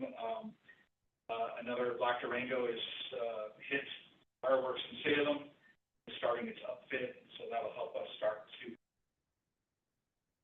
rotate our 2018 boards out of the system. They're 7 years old. They're about 80,000 miles right now.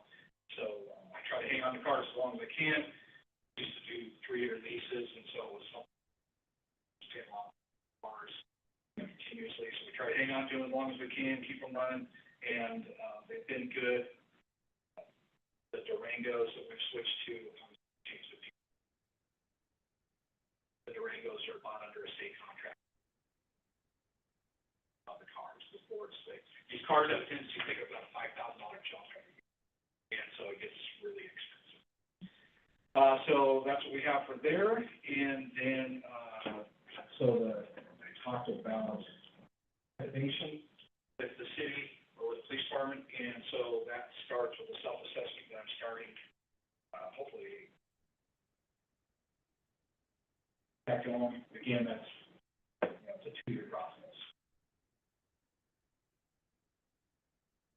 That starts here soon, so it'll be busy time. That's all I have. Just to break down the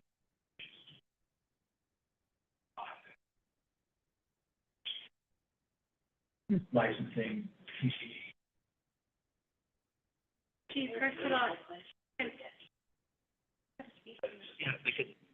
we can.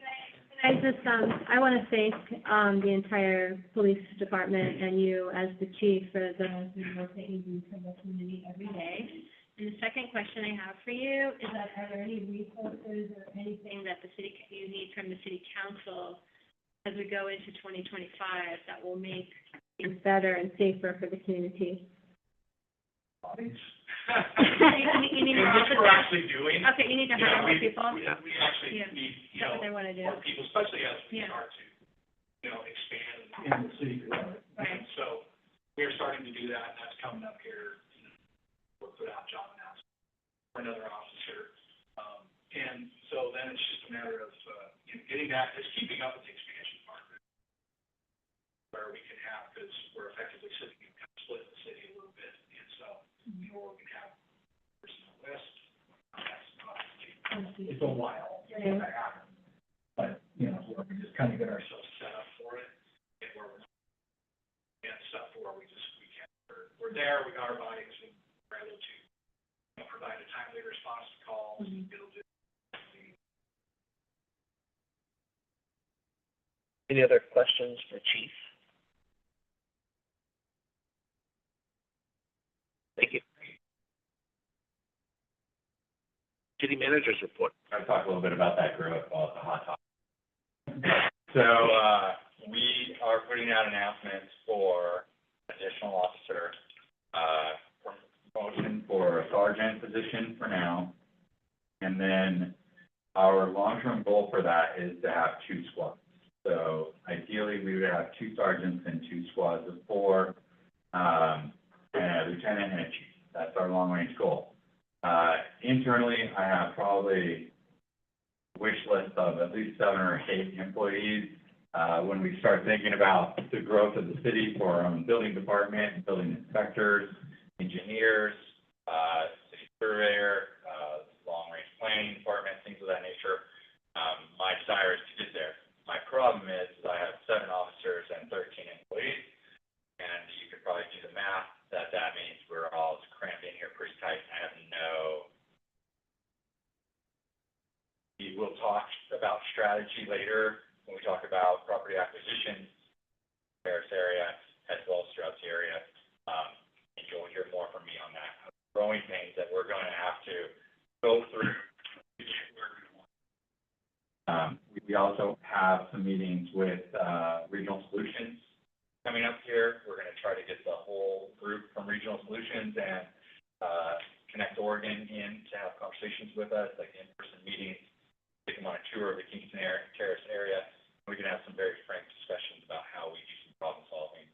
Because what we have right now is a bit of a jigsaw puzzle that's trying to be put together, and it will take many, many years to get all of these together. But we're going to be faced with some very dynamic challenges between now and getting this thing to completion. Anyway, what we're working on today. We've submitted a series of grants. Community Pathways grant was submitted today. We've submitted the ARPA grant. We have some expansion on that one that we need to do. We have we recently awarded the Oregon Marine Board grant to do additional planning for a kayak boat launch. We chase grants left, right, and center. And you're going to hear the grants that we're applying for. We're going to bring them up to you. There's no guarantee we're going to get the money, but we do apply for them. If we can get the grant, it'll offset the cost, it'll save King City residents money. So that's one thing that we do consistently, and we've been fairly successful at it since I started. PWS tours and trainings are this starting in February 6th and February 8th. February 6th is of the Hillsborough Jackson Pool site. February 8th is over here at the Durham site. I would recommend if you new counselors can attend one. They're great to go to. It's you'll learn all about what Clean Water Services does for us. They are our sanitary sewer provider. You'll also hear about how they handle their business and their end of the spectrum that we deal with, whether it's environmental, stormwater, sanitary. They're just a great resource, and I highly recommend you take the tour and learn about what they do. The Charlotte subdivision is coming to the Planning Commission next week. That is a accident here. It's a 200 to 300 unit subdivision. I don't know what the exact number is off the top of my head, but it's the 50 acres adjacent to Elsner and to the east of the Kingston Terrace Township. Kind of familiarize everybody with that as we go, and I'll kind of have a chance to sit down through work sessions and just familiarize the council with all of those issues. Michael, we have more time to work with you, more one-on-one? Always. Okay. By all means. Just get a hold of me, schedule something, come on in, and I'm always happy to sit down with you and go over any questions you might have. I already mentioned the water line extension on Beach Bend, so expect some traffic issues there. Paving and home construction is expected to start in April of this year. So you're going to see those roads that are currently gravel probably start getting some pavement on them, and you're going to start seeing some building permits flow through here. I've been told an estimate of about 200 to 250 building permits each year and structures erected each year. So I'm anticipating by fall we're going to have some structures popped up over there, and they're going to work right through the wintertime popping up structures. So they told me about 250 a year. That's basically meaning it's going to be a 5 to 6 year project. because that's the rate that they go. And that's the Kingston Terrace Town Center, and as you can tell, just taking a drive down Beach Bend, they're going gangbusters up there. So, the next one is gonna be the Charlene property, and that's 60 acres that I just mentioned, and they are going for permits now. I anticipate that they'll get through planning commission in either, January or February, and they'll probably start breaking ground and doing preliminary stuff this summer. You have also heard of the Kensington Square. This is an annexation, adjacent to 137th and Beach Bend. It's, roughly 87 to 90 units. I think the exact number is 89 last time I checked. 87 now. Stormwater, bigger stormwater. Okay, and, I'm anticipating that application will be moving forward in January to February to the planning commission as well. There are some firms, that we've identified. We are gonna be limited on what we are able to. I'm just curious, do you set the agendas for the planning commission? Meetings, or who No, sets those? typically the chair of the planning commission works with the staff, so that's typically, To set their agenda for their meetings? yeah. So it's the chair and the staff that set the agenda, but the idea is that we're focusing on items that are before. So typically what happens is we'll get an application, and then the planning commission is tasked with processing that application. So that's basically the planning commission's role, and we try to make sure that whatever they're addressing is relevant to. Let's see, so the next one is just giving you a little bit of a look ahead. February training sessions, you guys saw the email about the February training sessions. I would also propose that we have a work session, or part of that work session in February is council rules of order, and then also goal updates and projections, where we've been and where we're going. And then in March, have another work session where we go through like a visioning and goal setting session on where we want to go from here. Just to kind of lay that out for you, we also have trainings in March as well. So there's a lot going on right now. I know that it's a lot to absorb. I ask you to be patient with us, and if you have questions or you want to sit down, we're available. Please feel free to utilize us. Legislative days are coming up here in January. Mayor Manellis and I are signed up. It's from January 26th to January 28th. We'll be down in Salem, knocking on doors and burning off some shoe leather. The CIS. What's it for? What's it for? What do you do? Legislative issues that are before the state legislature, like recreational immunity. Can you put agenda items under there, or no? No, that's through the League of Oregon Cities, yeah. They ask Okay, so, for yeah. a list of priorities, and what they'll do is they'll send it out to us to rank their priorities. And then we'll go through those priorities, but we'll go down and through them and, have individual conversations about what's affecting us. Of these legislative priorities, and of these bills that you're producing, these are the ones that are in our region. Yeah. So, that's coming up January 26th, 28th. Mayor Manellis and I are signed up for that. CIS is our insurance provider. They provide a lot of the legal, coverage for us on a number of levels. That's in February. Currently, I'm signed up for that conference. If anyone else wants to go, please let me know. You want to go? I can. If I can. Can you just send out information like when and? I'll send out the conference Yeah. information. Yep. We can't afford to send everybody, but we can at least get, one counselor, one staff to just about each of these. All right, so, the next work session is February 9th. Sorry, it's so long-winded. I had a lot of information. The next one is, work session is February 19th. So we'll start in that training session that's being hosted by the League of Oregon Cities, and they'll give us, the harassment and discrimination training. So that'll be a work session, probably a couple hours. Staff has a work session right before that, where we're getting the same training, then turning around, you guys are doing the training afterwards. That will be followed by a regular session like this. and your calendars, please. That's all I have. That's it? Sorry. Sorry. That's enough. Thank you. All right, now we are move on to mayors and councilors' reports. We'll go through councilor. Start with this, Councilor Kuzminski. I have nothing to report. Welcome aboard. Thank you. Councilor I Bain. can't think of any reports right now, but I'm sure I'll have some later. Councilor Tyso. I do not have any reports at the moment. All of them are canceled. Oh, that's fun. Yeah. It's been that time of the year. Holiday special.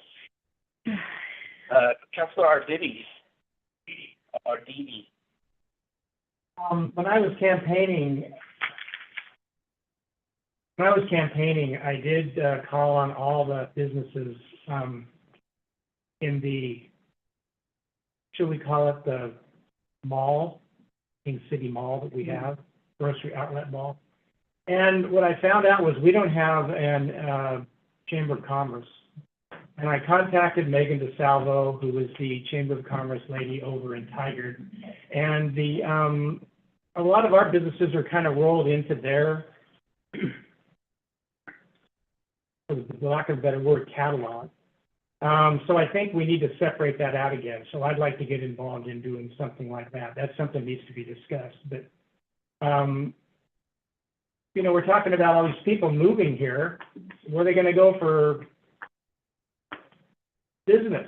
You know, there's nothing built on the other side of Roy Rogers right now. So, you know, we're talking about bringing them all back into King City, and our businesses are disjointed. They're not very connected. So I think we need to get involved in that. So that's just something I think we need to discuss at some point down the road. So I'm involved in that. Thank you.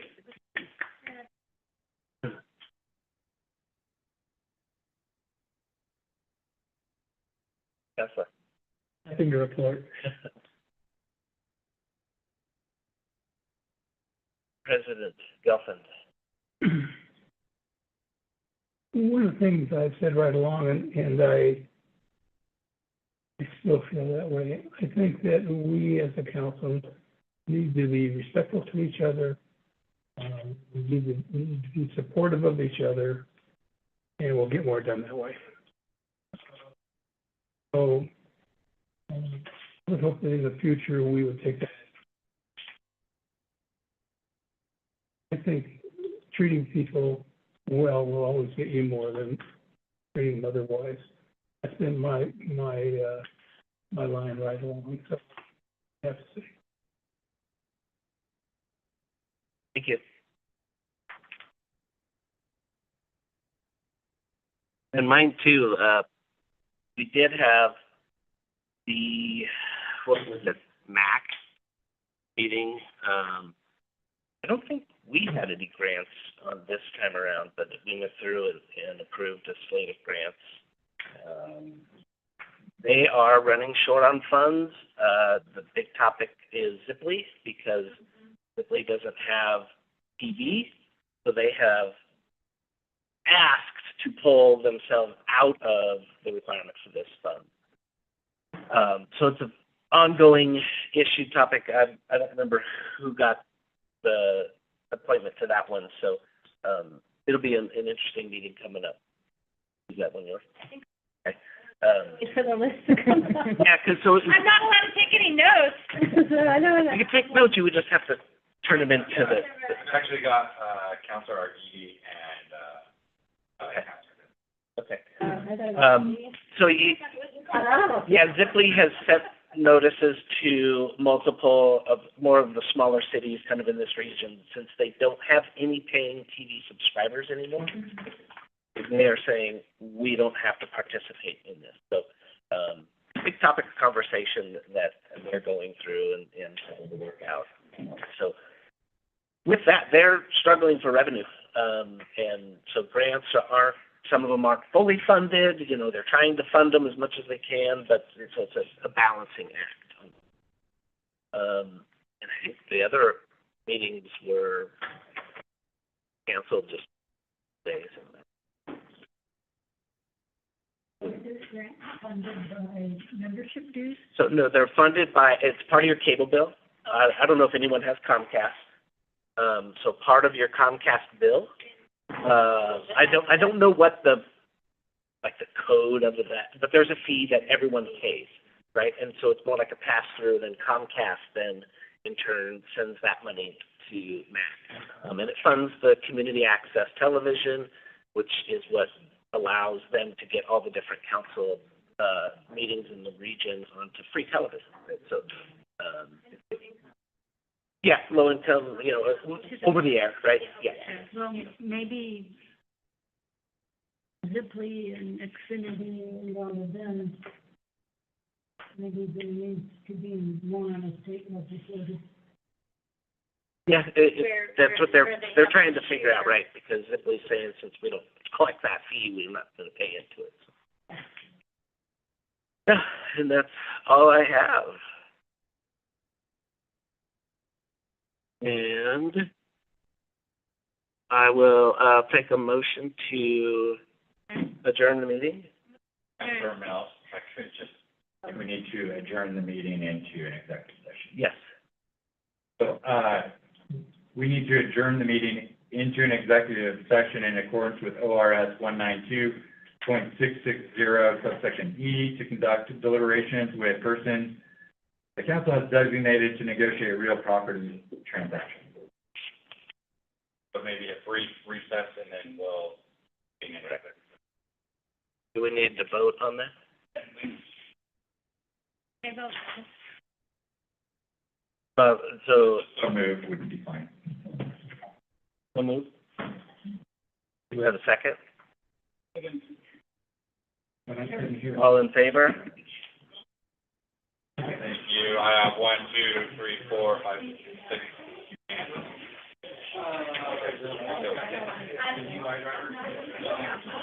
But Councilor Arguini, were you? Yes? Yeah, okay, of course. I'm gonna run to the restroom.